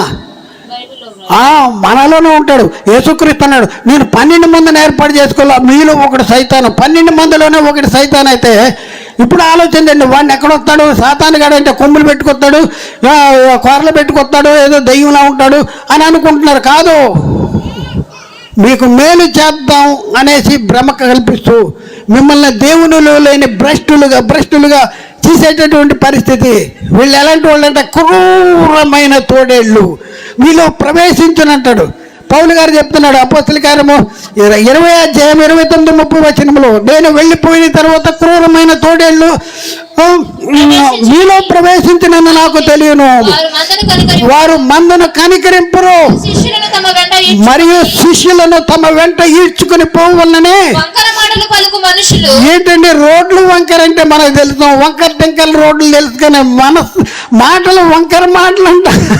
వంకర మాటలు పలుకు మనుషులు బయట నుంచి వస్తారు అనంది. అక్కడ మీలోనే మీ పక్క వచ్చి కబుర్లు చెప్తాడు. అది రకరకాల కబుర్లు చెప్తాడు. అని నేను మీకు చాలా ఎక్స్పీరియన్స్ ఉంది. సాతాను ఎలా వచ్చేసి దేవుని ప్రజలను దేవునికి కాకుండా చేసేటటువంటి పరిస్థితి ఉంటుంది. ప్రియులారా, చాలా జాగ్రత్తగా మనం ఆలోచన చేసుకోవాల్సినటువంటి అవసరం ఉంది. ఆడు ఎక్కడ నుంచి రాడు. వాడు ఏం చేస్తాడు? చక్కని మాటలు వంకర మాటలు అక్కడ ఉంది. కొలసి 2:14 అంటాడు, చక్కని మాటలు. ఎవడైనా నువ్వు చక్కని మాటల చేత మిమ్మల్ని మోసపరుచుకున్నట్లు ఈ సంగతి మీకుతో చెప్పుతున్నాను అనేసి అక్కడ రాయబడింది. అలాగే తిమోతికి రాసిన మొదటి పత్రిక 26 అధ్యాయం 20వ వచనములో, ఓ తిమోతి, మీకు అప్పగించబడిన దాన్ని కాపాడి అపవిత్రమైన వట్టి మాటలకును జ్ఞానమని చూడండి. ఏం చేస్తే జ్ఞానమని మీరు చనిపోతారని దేవుడు చెప్తే మీరు చావనంటున్నాడు సాతాను గాడు. అలాగే ఇక్కడ జ్ఞానమని అబద్ధముగా చెప్పబడిన విపరీత వాదాలకి దూరంగా ఉండాలి. వాడే ఏ మాటలు చెప్తాడు? జ్ఞానమని అబద్ధముగా చెప్పబడిన జ్ఞానం, ఇదే జ్ఞానం అని చెప్తాడు. కాబట్టి ప్రియులారా, ఈ సంగతి ఇది ఎప్పటి నుంచి జరుగుతుంది? ఇప్పుడు జరిగిన సంగతి కాదు. మొదటి శతాబ్ద కాలంలోనే పౌలకి ఈ యొక్క పరిస్థితి ఏర్పడింది. అందుకనే పౌలు గారు గల్తీకి రాసిన పత్రికలో 1వ అధ్యాయం 6 నుంచి ఈ 9 వచనాల వరకు వ్రాస్తున్నాడు. క్రీస్తు కృపను బట్టి మిమ్మల్ని పిలిచిన వారిని విడిచి భిన్నమైన, ఏం సువార్త అంటే భిన్నమైన సువార్త తట్టు మీరింత త్వరగా తిరిగిపోవుడు చూడగా, అబ్బా నాకే ఆశ్చర్యం ఉంటున్నాడు పౌలు. అది మరి యొక్క సువార్త కాదు కానీ క్రీస్తు సువార్తను చెరపగోరి అబ్బా మిమ్మల్ని కలవరపరిచే వాళ్ళు ఉన్నారు. ఏం చేస్తున్నాడు? క్రీస్తు సువార్తను చెరపగోరి మిమ్మల్ని కలవరపరిచేవారు ఉన్నారు అనేసి పౌలు ఆ రోజే చెప్పాడు. ఈరోజు నేను చెప్పడం కాదు, బైబిల్లో రాయబడి ఉంది. పేతురు రాసిన మొదటి పత్రిక 2వ అధ్యాయము 1-2 వచనాలను అక్కడ మనం చూస్తే, మరియు అబద్ధ ప్రవక్తలు ప్రజల్లో ఉండి అటువలనే మీలో అబద్ధ బోధకులు ఉందరు. వీరు తమ్మును కొన్న ప్రభును కూడా విసర్జించి తమకు తామే శీఘ్రముగా నాశనము కలగజేసుకొనుచు నాశనకరమైన భిన్నాభిప్రాయములను బోధించుదురు అనేసి అక్కడ రాయబడింది. నాశనకరమైన భిన్నాభిప్రాయాల్ని బోధించేటటువంటి పరిస్థితి. కాబట్టి బోధకులారా జాగ్రత్త. బైబిల్లో తిమోతి గారు రాస్తున్నాడు. మొదటి తిమోతికి రాయబడిన పత్రికలో 1వ అధ్యాయంలో 4:16 అక్కడ నిన్ను గూర్చి, 4వ అధ్యాయము 16వ వచనం, నిన్ను గూర్చి నీ బోధన గూర్చి జాగ్రత్త కలిగి ఉండము, వీటిలో నిలకడగా ఉండము. ఇలాగ చేసి నిన్నును నీ బోధ వినువారిని రక్షించుకోరావు. మనం రక్షించుకోవాలన్నా, మన బోధ వినువారిని రక్షించుకోవాలన్నా ఏం చేయాలి చెప్పండి? ఏం చేయాలి? జాగ్రత్త కలిగి ఉండాలి. బ్యాంక్ నుంచి 1,00,000 రూపాయలు తీసుకొస్తుంటే చేపలు కడతాం కదా, చేపలు ఎలా కడతాం అలా 1,00,000 రూపాయలని డబ్బులు ఇట్లా ఈ ప్లాస్టిక్ సంచిలోనూ పెట్టి బయటికి కనపడేలా తెస్తామా? 1,00,000 రూపాయలు దాచుకుంటే తెస్తామా? చాలా జాగ్రత్త ఉంటుంది. అలాగే ఇక్కడ మనం చూస్తే నిన్ను గూర్చి, నీ బోధన గురించి జాగ్రత్త కలిగి ఉండము. అందుకని అంటున్నాడు, చెప్పేవాళ్ళు చాలామంది ఉంటారు, కానీ మీరేమి వినుతున్నారో మీరు జాగ్రత్తగా చూసుకోవాల్సిన అవసరం ఉంది. కాబట్టి ప్రియులారా, ఒకసారి ఆలోచింది. మేము సువార్తకి లోపడం, వాక్యానికి లోపడం అంటే ఏం జరుగుద్ది? వాక్యానికి లోపడపోతే ఏం జరుగుద్దంటే, సువార్త లోబడిన వారికి ప్రతి దండన అంటాడు. యేసుక్రీస్తు రెండోసారి వచ్చినప్పుడు ఏం జరుగుద్దంటే, పౌలు తెస్సలోనికి రాసిన పత్రిక 1:6-7 అక్కడ అంటాడు, ప్రభు అయిన యేసు తన ప్రభావమును కనపరచు దూతలతో కూడా పరలోకము నుండి అగ్ని జ్వాలలలో ప్రత్యక్షమై దేవుని ఎరుగని వారికి, మన ప్రభు అయిన యేసు సువార్తకు లోబడిన వారికి ప్రతి దండన చేస్తారంటారు. దేవుడిని ఎరగని వాళ్ళకి, దేవుడిని ఎరవరు. దేవుణ్ణి ఈరోజు క్రైస్తవులు దేవుణ్ణి అంటే మాకు దేవుడు తెలుసు అంటాడు. సాతాను అపవాదికి తెలుస్తుంది యేసుక్రీస్తు ఎవరో, దేవుడికి తెలుస్తుంది యేసుక్రీస్తు ఎవరో, మనకి మాత్రం దేవుడు ఎవరో తెలవట్ల. ఒకసారి ఆలోచించండి, బైబిల్ ఏం రాయబడింది? యోహాను సువార్త 17:3 అద్వితీయ సత్యదేవుడు అయిన నీవు పంపిన యేసుక్రీస్తును ఎరగాలి. అంటే తండ్రి అయిన దేవుణ్ణి ఎలా ఎరగాలి? అద్వితీయ సత్యదేవుడు అయిన నీవు పంపిన యేసుక్రీస్తును ఎరుగుటి నిత్యజీవం. నిన్ను తెలుసుకోవాలి, నువ్వు పంపిన నన్ను కూడా తెలుసుకోవాలని యేసుక్రీస్తు ప్రార్థన చేసినప్పుడు చెప్తున్నాడు యోహాను సువార్త 17 అయితే తండ్రి అయిన దేవుణ్ణి ఎలా ఎరగాలంటే ఈరోజు చాలా మంది అపవాది బోధకులు ఏం చెప్తా ఉన్నారంటే, పాత నిబంధనలో యెహోవాయే యేసుక్రీస్తుగా ఈ లోకానికి వచ్చాడు. యేసుక్రీస్తు ఎవరో తెలుసా? యెహోవాయే. పాత నిబంధనలో యెహోవాగా ఉన్నాడు, ఇప్పుడున్న పరిస్థితుల్లో యేసుక్రీస్తుగా ఈ లోకానికి వచ్చేశాడు అని చెప్పేటటువంటి అబద్ధ బోధకులు ప్రజల్లో వచ్చేసారు. యేసుక్రీస్తు ఎవరో తెలుసా అంటే, ఎవరో యేసుక్రీస్తు? యెహోవాయే యేసుక్రీస్తు. బైబిల్ ఎలా చెప్తుందా? తండ్రి అయిన దేవుడే యేసుక్రీస్తు.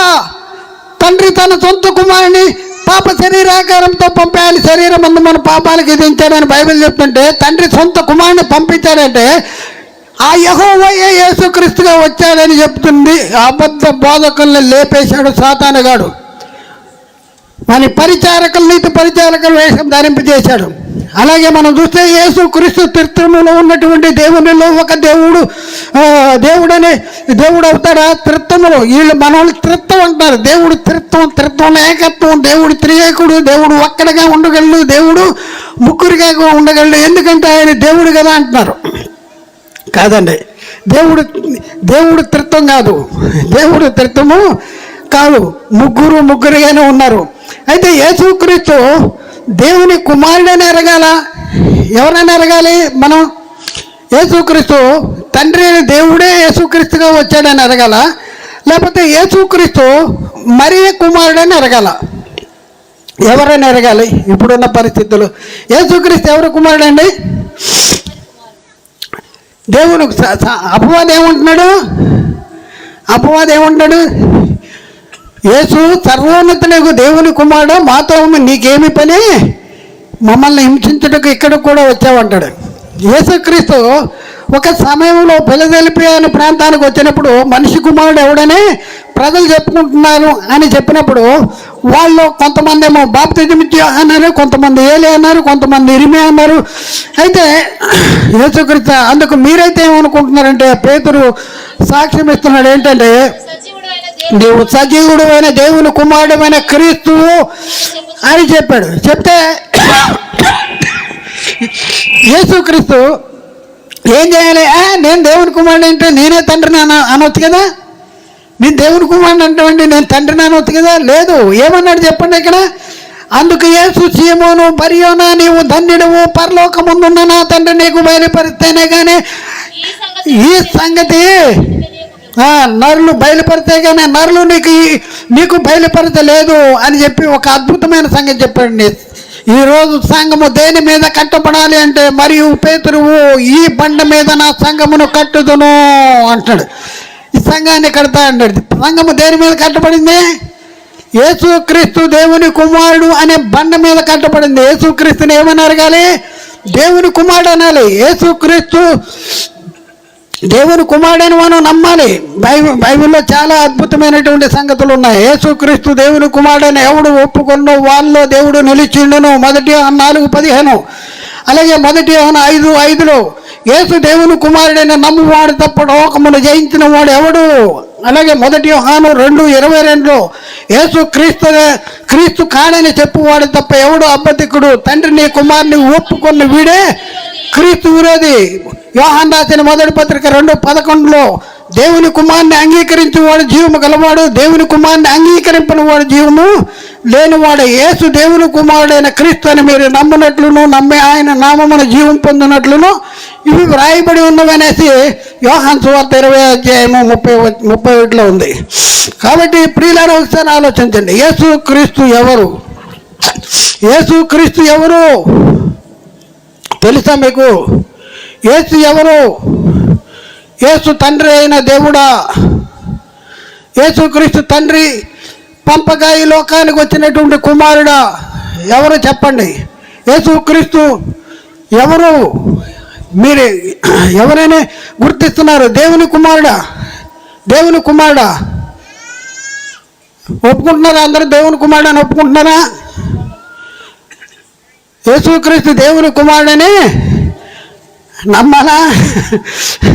యేసుక్రీస్తు దేవుని కుమారుడని ఒప్పుకోవాలా? ప్రపంచము యేసుక్రీస్తు మరియ కుమారుడిని ఒప్పుకుంటూ వాళ్ళ క్రియల ద్వారా లోకానికి బాహాటంగా కనపరుస్తున్నాడు. ఈరోజు ఏ టీవీలు చూసినా, ఏ పేపర్లో చూసినా, ఏ సోషల్ మీడియాలో చూసినా యేసుక్రీస్తు మరియ కుమారుడిని నమ్ముతూ ప్రకటిస్తున్నటువంటి పరిస్థితి ఉంది. యేసుక్రీస్తు మరియ కుమారుడని నమ్ముతూ ప్రకటిస్తున్నటువంటి పరిస్థితి ఉంది. మీరేమో యేసుక్రీస్తు దేవుని కుమారుడు అని చెప్తున్నారు. బైబిల్ కూడా యేసుక్రీస్తు దేవుని కుమారుడు అని చెప్తుంది. బైబిల్ కూడా యేసుక్రీస్తు దేవుని కుమారుడు అనే బండ మీద కట్టబడింది అని చెప్పబడింది. మరి లోకంలో ఉన్నటువంటి వారు యేసుక్రీస్తు మరియ కుమారుడు అని నమ్ముతున్నారు కదా. నమ్ముతున్నారా లేదా? మేము నమ్మట్లేదు అంటున్నారా? మీరు మాత్రం దేవుని కుమారుడు అని నమ్ముతున్నారా? నమ్ముతున్నారు. క్రిస్మస్ అనే పండగ ఆచరిస్తున్నారు కదా. క్రిస్మస్ అనే పండుగ యేసుక్రీస్తు ఎవరు కుమారుడు అని నమ్మేవాళ్ళు ఆచరిస్తున్నారు. మరియ కుమారుడిని నమ్మేవాళ్ళు ఆచరిస్తున్నారు. దానికి నిదర్శనము మరి మనం చూస్తే ఈరోజు నేను క్రైస్తవుడిని అని చెప్పుకుంటున్నటువంటి ప్రపంచంలో ఉన్న అనేక మంది ప్రజలు క్రైస్తవులు అని చెప్పుకుంటున్న వాళ్ళు యేసుక్రీస్తు మరియ కుమారుడు అని క్రిస్మస్ని ఒక పండగల, క్రీస్తు పుట్టిన దినాన్ని మరి పండగల. యేసుక్రీస్తు ఎవరికి పుట్టాడు? యేసుక్రీస్తు ఎవరికి పుట్టాడు? మరియ లేనప్పుడే యేసుక్రీస్తు ఉన్నాడా? యేసుక్రీస్తు మరియ లేనప్పుడే యేసుక్రీస్తు ఉన్నాడు. యేసుక్రీస్తు ఎవరి కుమారుడు అంటే దేవుని కుమారుడు. యేసుక్రీస్తు ఏం చెప్తున్నాడు? యేసుక్రీస్తు మరి కుమారుడు అని చెప్పేవాళ్ళు చాలామంది ఉన్నారు. మరి యేసుక్రీస్తు ఎవరో తెలవనటువంటి వాళ్ళు కూడా చాలామంది ఉన్నారు.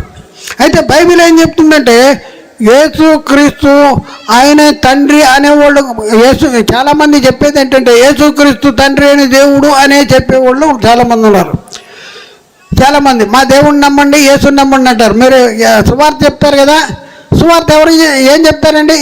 సువార్త ఏం చెప్తున్నారు? మా దేవుడిని నమ్మండి, యేసుని. ఎవరమ్మా మీ దేవుడు అంటే యేసుక్రీస్తు అంటారు. యేసుక్రీస్తు దేవుడు పంపగా ఈ లోకానికి వచ్చిన కుమారుడైన దేవుడా, లేకపోతే యేసుక్రీస్తు తండ్రి అయిన దేవుడా? యేసుక్రీస్తు కుమారుడైనా దేవుడు. యేసుక్రీస్తుకి కూడా దేవుడు ఉన్నాడంట తెలుసా? యేసుక్రీస్తుకి కూడా దేవుడు ఉన్నాడు, మనకి కూడా దేవుడు ఉన్నాడు. ఎవరా దేవుడు?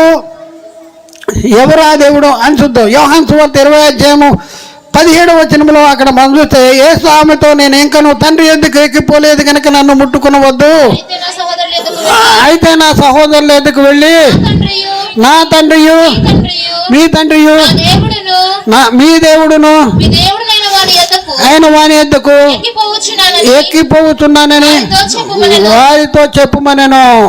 ఇక్కడ ఏముందంటే, నా తండ్రి మీ తండ్రి. నాకు ఎవరైతే తండ్రి ఉన్నాడో మీకు కూడా ఆయనే తండ్రి. నాకు ఎవరైతే దేవుడు ఉన్నాడో మీకు కూడా ఆయనే దేవుడు. మీరేముంటున్నారు? యేసుక్రీస్తే దేవుడు అని అంటారు. యేసుక్రీస్తే ఉన్నాడు, నాకు కూడా ఒక దేవుడు ఉన్నాడు అన్నారు. మిమ్మల్ని నమ్మాలా బైబిల్ నమ్మాలా? బైబిల్ నమ్మాలి. ఎక్కడ లేకపోతే ఏమైపోతాం? నిత్య నరకానికి వెళ్ళిపోతాం. సువార్తకు లోపడిన వారికి ప్రతి దండన జరుగుతుందంట, ప్రతి దండన. యేసుక్రీస్తు ఎఫ్సి పత్రిక 1:19 కూడా మనం చూస్తే, మన ఎఫ్సి పత్రిక 1:19 మన ప్రభు అయిన ఎఫ్సి పత్రిక 1:19 మన ప్రభు అయిన యేసుక్రీస్తు యొక్క దేవుడైన మహిమా స్వరూపియగు ఏంటి అక్కడ మన ప్రభు అయిన యేసుక్రీస్తు యొక్క దేవుడైన, యేసుక్రీస్తుకి దేవుడు ఉన్నాడా? దేవుడైన మహిమా స్వరూపియగు తండ్రి. చాలండి. యేసుక్రీస్తుకి దేవుడు ఉన్నాడంటే దేవుడు ఉన్నాడు, యేసుక్రీస్తుకి తండ్రి ఉన్నాడా అంటే తండ్రి ఉన్నాడు. ఒకసారి ఆలోచించండి. మరి ఇప్పుడున్న పరిస్థితుల్లో యేసుక్రీస్తుకి మనమేమవుతాం? సహోదరులు అవుతాం. ఆయన ఎవరు? యేసుక్రీస్తు దేవునికి జ్యేష్ఠ కుమారుడు. యేసుక్రీస్తుకి జ్యేష్ఠ కుమారుడు. ఇక్కడ రోమపత్రిక 8:29 ఎందుకనగా తన కుమారుడు అనేక సహోదరులలో జ్యేష్ఠుడగునట్లు దేవుడు ఎవరిని ముందుగా ఎరగనో వారు తన కుమారుని స్వరూపము గలవారమవుటకు వారిని ముందుగా నిర్ణయించుకునను. ఆయన సహోదరుడు యేసుక్రీస్తు. మరి మనకి సహోదరుడు. ఆయన ఏ సహోదరుడు అంటే జ్యేష్ఠుడు. కాబట్టి ప్రియులారా, ఇంకా చాలా రిఫరెన్స్లు ఉన్నాయి. అయితే ఇప్పుడున్న పరిస్థితుల్లో మరి మనము యేసుక్రీస్తుని తండ్రి అనే దేవుడు నమ్ముతున్నామో చూడండి. దేవుని లెక్క సంపూర్ణము కాకపోవడంలో సాతాను యొక్క ప్రభావం ఏంటంటే, మిమ్మల్ని అబద్ధాన్ని నమ్మిస్తున్నాడు, అబద్ధాన్ని జరిగింపజేస్తూ ఉన్నాడు. ఒకసారి మీరు సాతాను ఉచ్చులో పడిపోయారు, సాతాను ప్రభావంలో పడిపోయారు. లోక సంబంధమైన కార్యాల్లో బైబిల్ కంటే లోక సంబంధమైనటువంటి కార్యాల్లో మరి మీరు ఎక్కువ ఆలోచిస్తున్నారు. బైబిల్ కంటే ఈ ఏది వ్యక్తుల బోధ, సాతాను ఏర్పరచబడినటువంటి వ్యక్తుల బోధన మీరు అనుసరిస్తూ ఉన్నారు. కాబట్టి ప్రియులారా, ఒకసారి ఆలోచించండి. ఎక్కడున్నాం మనం? మన పరిస్థితి ఏంటి? ఇప్పుడున్న పరిస్థితుల్లో యేసుక్రీస్తుని మరీ కుమారుడని నమ్మాలా? దేవుని కుమారుడని నమ్మాలా? యేసుక్రీస్తుని దేవుని కుమారుడని నమ్మాలా? యేసుక్రీస్తే తండ్రి అయిన దేవుడని నమ్మాలా? ఈ రెండాటిలో సాతాను మన బురిడి కొట్టిస్తున్నాడు. మీ దేవుడు ఎవరంటే, మా దేవుడు యేసుక్రీస్తు అనేవాళ్ళు 100కి 90 మంది మనలోనే ఉన్నారు. మీ దేవుడు, మా దేవుడు నమ్మండి, యేసు నమ్మండి అని వీళ్ళు సువార్త ప్రకటన చేస్తున్నారు. ఇదేనా సువార్త? యేసు ఎవరైనా ప్రకటన చేయాలి, దేవుని కుమారుడు అన్నప్పుడు. అనేక మంది తండ్రి అయిన దేవుడే యేసుక్రీస్తుకి లోకానికి వచ్చాడు అని నమ్ముతున్నారు. అది సైతానే, వీళ్ళు సైతాన్లే. ఆ సైతాన బోధ మనలో ఉంటే, ఆ సైతాన క్రియలు మనలో ఉంటే మనం సైతాన్వే. మనకి నిత్యజీవం ఉంటుందా? దేవుని వాక్యం ఎవరికి వచ్చిన వారే దైవాలు. పౌలు ఆ రోజే చెప్పాడు, మేము శరీరరీతిగా ఉన్న ఎరగము, క్రీస్తును కూడా శరీరరీతిగా ఇంతకు మునుపు ఎరిగిండినను ఇప్పుడును ఆయనను మేము శరీరరీతిగా ఎరగము అంటాడు. ఎందుకంటే యేసుక్రీస్తు మృతుల్లో ఉండి తిరిగి లేచిన తర్వాత ఎవరి కుమారుడిగా మనకి నిరూపించుకున్నాడు, మనకు నిరూపము అయింది. దేవుని కుమారుడిగా కొరింథీయులకు రాసిన 2వ పత్రిక 5:16 అక్కడ మాట ఏంటంటే, మేము శరీరీతిగా ఎవరిని ఎరగము, యేసుక్రీస్తుని శరీరీతిగా ఎరిగిండున్నాను, ఇక మీదట ఆయన అలాగా ఎరగము. రోమపత్రిక 1:5 చూస్తే యేసుక్రీస్తు శరీరమును బట్టి దావీదు సంతానముగాను మృతుల్లో నుండి తిరిగి లేచటం బట్టి దేవుని కుమారుడుగాను ప్రభావముతో నిరూపింపబడెను. మరి యేసుక్రీస్తు మరి కుమారుడైన ప్రపంచంలో ఎంతమంది నమ్ముతున్నారో ఒకసారి ఆలోచించండి. మీరు టీవీలు పెడుతున్నారా? మీరు ఫోన్లు చూస్తున్నారా? ఈ పండుగలన్నీ దేనికోసం చేస్తున్నారు? యేసుక్రీస్తు మరి కుమారుడని సాతాను చెప్పాడు. అది సాతాను ఎన్మలు మనం పరిగెడుతున్నాం. సాతాను ఎన్మలు పరి యేసుక్రీస్తు దేవుని కుమారుడు అంటే యేసుక్రీస్తు పుట్టినరోజు ఎప్పుడు చెప్పండి మీరు?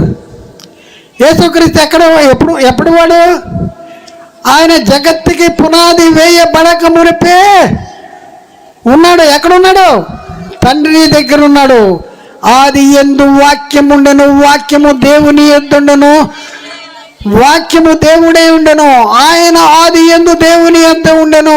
14వ వచనం, ఆ వాక్యమే శరీరధారి అయి కృపా సత్య సంపూర్ణుడిగా మన మధ్య నివసించెను. కాబట్టి ప్రియులారా ఒకసారి ఆలోచించండి. నీతి విరోధుల తప్పుడు బోధలు తొలగిపోవాలి. తొలగిపోవాలి. మీరు చూస్తుంటే మీరు తాగే నీళ్లలో విషం కలిపిస్తే మీరు తాగుతారా? అది శరీరానికి నష్టం కలిగించే దాన్ని మీరు తాగమంటున్నారే. వాక్యాన్ని కలిపి చెరిపి నీతి విరోధులు తప్పుడు బోధల్లోంచి మీరు తొలగిపోవద్దా? లేదంటే అక్కడే కూర్చుంటాం అంటారా? సత్య ఎక్కడికి వెళ్తాం? నరకానికి వెళ్తాం. పేతురు రాసిన రెండో పత్రిక 3:17 వచనం. పేతురు రాసిన 2:17 ప్రియులారా మీరు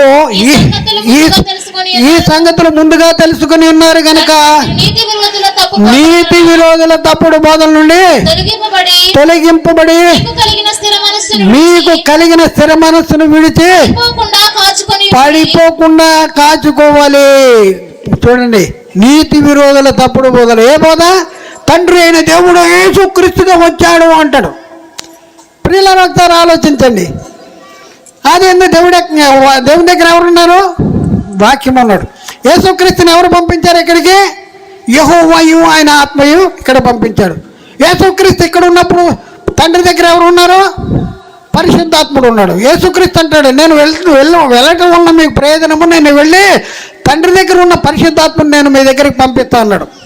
యేసుక్రీస్తు తండ్రి దగ్గరికి వెళ్ళాడు. తండ్రి దగ్గర ఉన్న పరిశుద్ధాత్మను పంపించాడు. ఇప్పుడు యేసుక్రీస్తు ఎక్కడున్నాడు? పరలోకంలో ఉన్నాడు, తండ్రి దగ్గర ఉన్నాడు. ఇక్కడ ఎవరు ఉన్నారు? పరిశుద్ధాత్ముడు. ఒకసారి ఆలోచించండి. ముగ్గురుగా ఉన్నారు.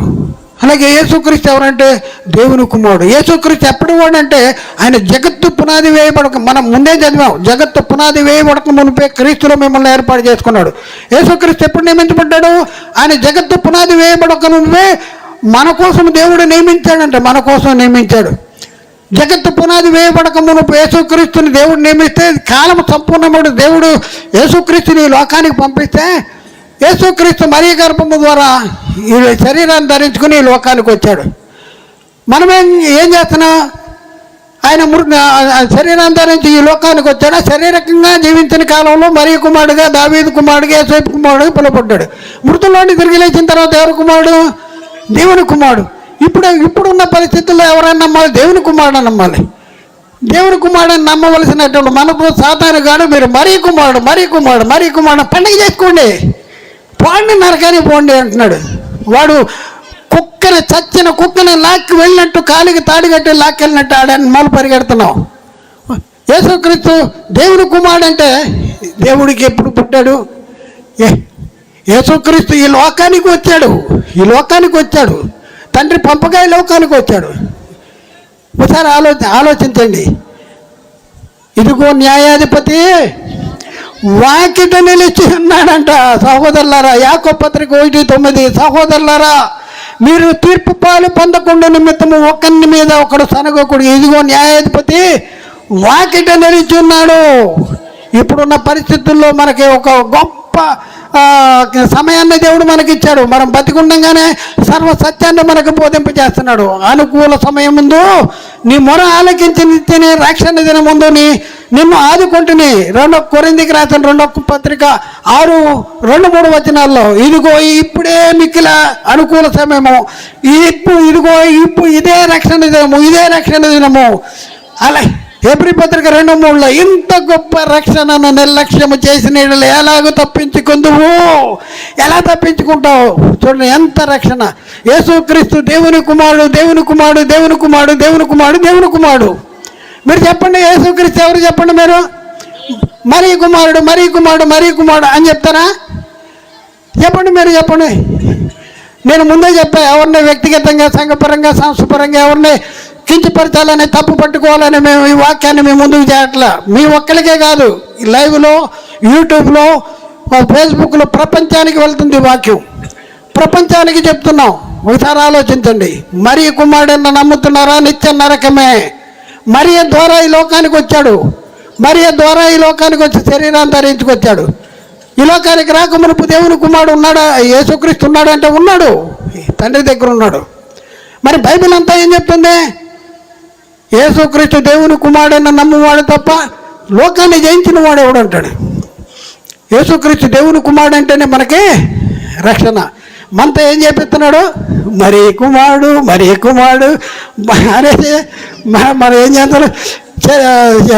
సంఘంలో ఈ పక్కన పాకేస్తున్నాం, ఈ పక్కనేమో ఈ పశువులు తొట్టి చేస్తున్నాం, ఈ పక్కనేమో గొల్లలు అవన్నీ పెడుతున్నాం.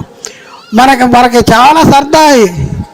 అక్కడికి వెళ్ళిన తర్వాత తెలుస్తుంది. ధనవంతుడు లాజరు ఉన్నాడు కదా, ఆ ధనవంతుడు చచ్చిపోయిన తర్వాత ఎక్కడికి వెళ్ళాడు? ధనవంతుడు చనిపోయి పాతి పెట్టబడినప్పుడు అతడు పాతాళంలో బాధపడుతూ తండ్రి పోయిన అబ్రామ ఈ అగ్ని జ్వాలలో యాతన పడుతున్నాను, నా నాలుకను చల్లార్చుటకు ఆ లాజరుని వేలుకొన్న ఇంట్లో ముంచి నా దగ్గరికి పంపించు అంటాడు. నేను వేదన పడుతున్నాను అంటాడు. అలాంటి బాధ మనకి రాకుండా మీకు రాకుండా ఉండటం కోసం దేవుడు మనల్ని ప్రేమించి ఈ వాక్యాన్ని మీ దగ్గరికి తీసుకొచ్చాడు. మరి మీరు మీరు నమ్మాలి. ఈ నమ్మిన వాక్యాన్ని అనేక మంది హృదయాల్లో మెత్తని హృదయంలో దేవుని ఆత్మ ద్వారా మీ పరిచయం జరిగించాలి. మీరు వాక్యము ప్రకటించాలి. మీరు వాక్యము ప్రకటించకపోతే ఏం జరుగుద్ది? దేవుని లెక్క సంపూర్ణము కాదు. దేవుని లెక్క సంపూర్ణం కావాలంటే మీ పాత్ర ఏంటి?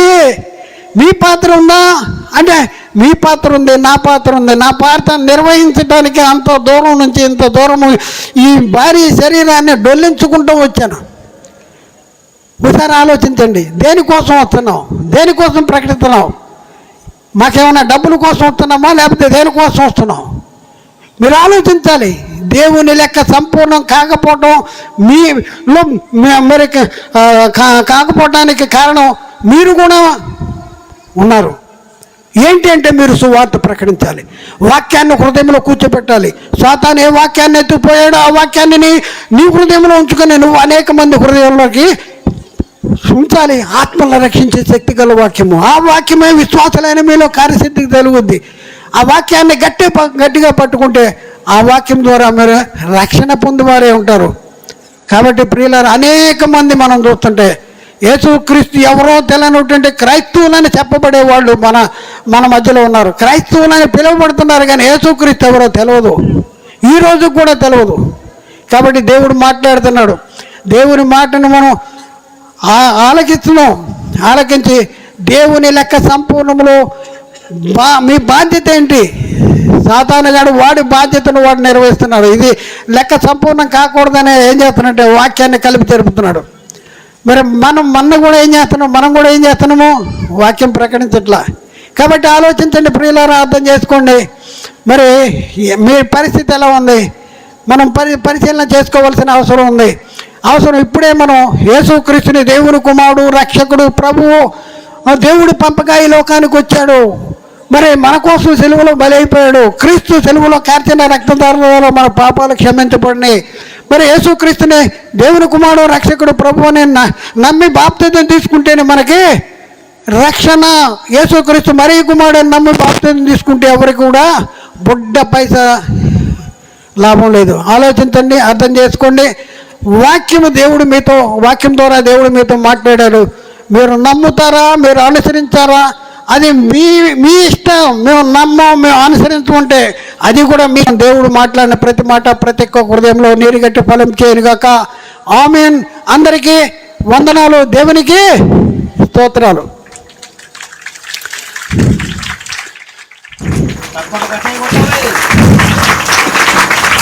తప్పని గట్టిగా కొట్టాలి. పెద్దలు,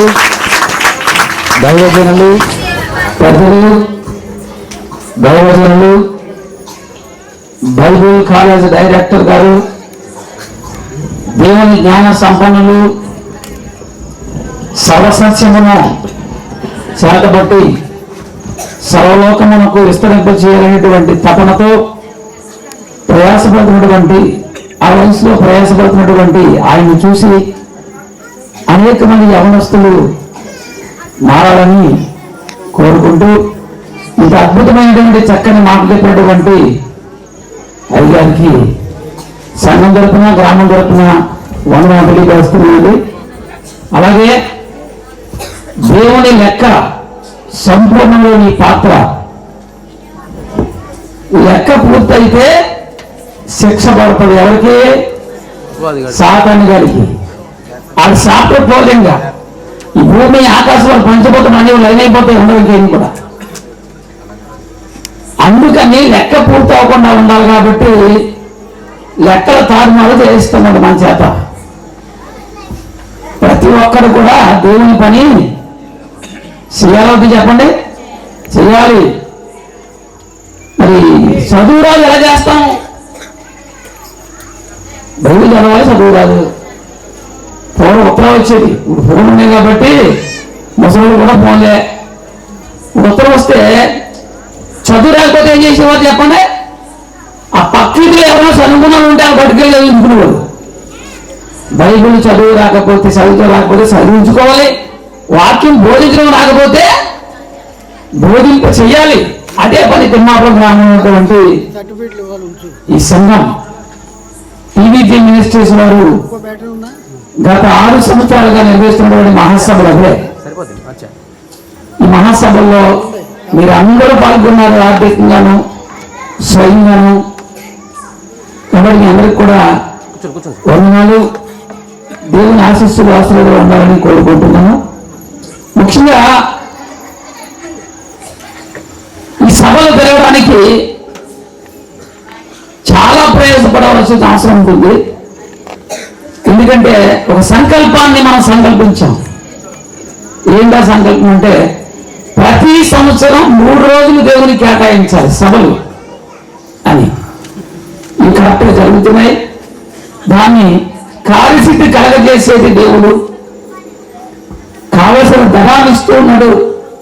అందరం ఇక్కడ తీసుకొచ్చి కూర్చోబెడుతున్నాడు. దేవుని సత్యాన్ని, సర్వసత్యాన్ని ముందు ఉంచినట్లు చేస్తున్నాను. దేవునికి స్తుతులు స్తోత్రాలు చెల్లిస్తున్నాము.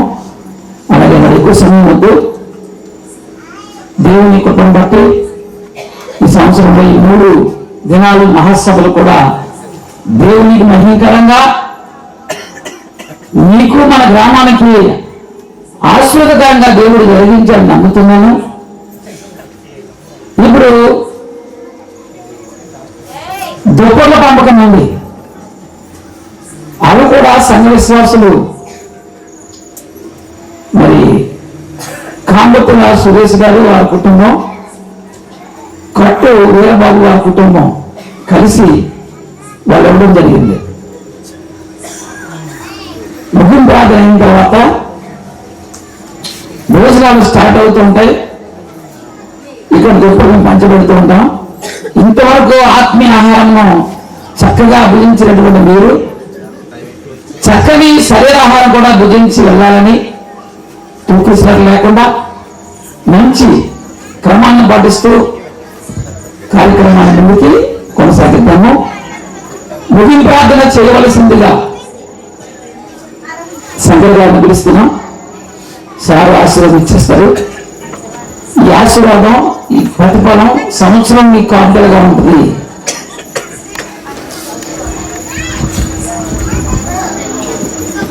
ప్రార్థన చేసుకున్నామండి. అందరూ తలలు ఉంచినట్లయితే ప్రార్థించుకుందాం. జీవాధిపతి జీవముల దేవ సకల ఆశీర్వాదాలకు కారణభూతుడా మీకే స్తుతులు స్తోత్రములు తండ్రి. ఇదిగో తండ్రి మరొకసారి మా అందరి జీవితాల్లో మీరు ఇచ్చిన ఈ శ్రేష్టమైన విలువను బట్టి మీకే స్తుతులు స్తోత్రములు. ఇదిగోనైనా గడిచిన 3 దినములుగా నీ యొక్క సత్యవాక్యము తండ్రి సరిగా విభజించి తండ్రి బోధించే ధన్యతను తండ్రి మాకందరికీ దయచేశారు. ఇదిగోనైనా చివరి దినాన మీ కుమారుడు తండ్రి రంగారావు గారిని నిలబెట్టుకుని అద్భుతమైన సంగతులు తండ్రి విలువైన మాటలను మాకు బోధింపజేశారు. ఇదిగోనైనా ఆ మాటలను తండ్రి మేము విని విడిచిపెట్టే వారముగా ఉండక ఆ వాక్య ప్రకారం తండ్రి ప్రవర్తించే వారమునై ఉండి ఆ వాక్యాన్ని తండ్రి మేము అనుసరిస్తూ దాని ఫలితాన్ని కూడా తండ్రి మేము పొందులాగున మాకు సహాయం దయచేయమని వేడుకొనుచున్నాం. ఇదిగోనైనా మీకు స్తుతులు స్తోత్రములు. ప్రతిదినము తండ్రి వాక్యాన్ని అనేకులకు ప్రకటిస్తూ ఎంతో మందిని తండ్రి నీ యొక్క మార్గంలో నేర్పిస్తూ ఉన్న రంగారావు గారిని తండ్రి మీరు దీవించండి, ఆశీర్వదించండి. వారికి తండ్రి మంచి ఆయుష్నిచ్చి ఇంకా అనేకులను నీ కొరకు సిద్ధపరిచే తండ్రి కుమారునిగా తండ్రి కుమారుని దీవించి ఆశీర్వదించమని వేడుకొనుచున్నాం. వారి కుటుంబాన్ని తండ్రి మీ సంగతి జ్ఞాపకం చేస్తున్నాం. వారి సతీముల్ని, వారి పిల్లలను, వారి మనవులను, మనవరాలను, వారి కోడల్ని ప్రతి ఒక్కరిని కూడా తండ్రి మీ సంగతి జ్ఞాపకం చేస్తున్నాం. వారిని కూడా దీవించండి, ఆశీర్వదించండి. అదేవిధంగా ఇక్కడ తండ్రి ప్రతి సంవత్సరం తండ్రి సభలో నిర్వహిస్తూ ఉన్న సత్తబాయ్ గారిని కూడా మీ సంగతి జ్ఞాపకం చేస్తున్నాం. వారి కుటుంబాన్ని, వారి సతీముల్ని, వారి పిల్లలను అందరినీ కూడా దీవించి ఆశీర్వదించమని వేడుకొంచున్నాం. ఇదిగోనైనా ఎంతో ప్రయాసముతో ఈ యొక్క సంఘాన్ని తండ్రి వారు నడిపిస్తూ ఉన్నారు. సంఘంలో అనేకులను తండ్రి సత్యవాక్యాన్ని బోధించి నీ కొరకు సిద్ధపరుస్తూ ఉన్న కుమారుని కూడా మీరు దీవించండి.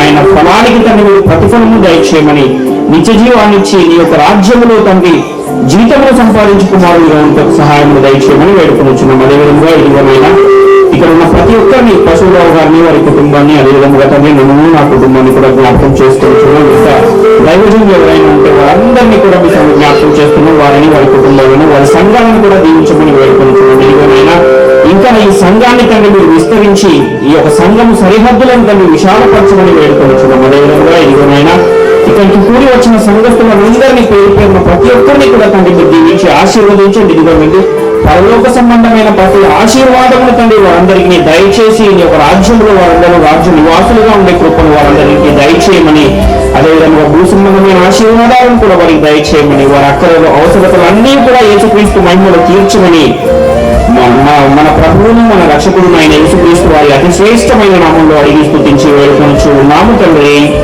ఆమేన్.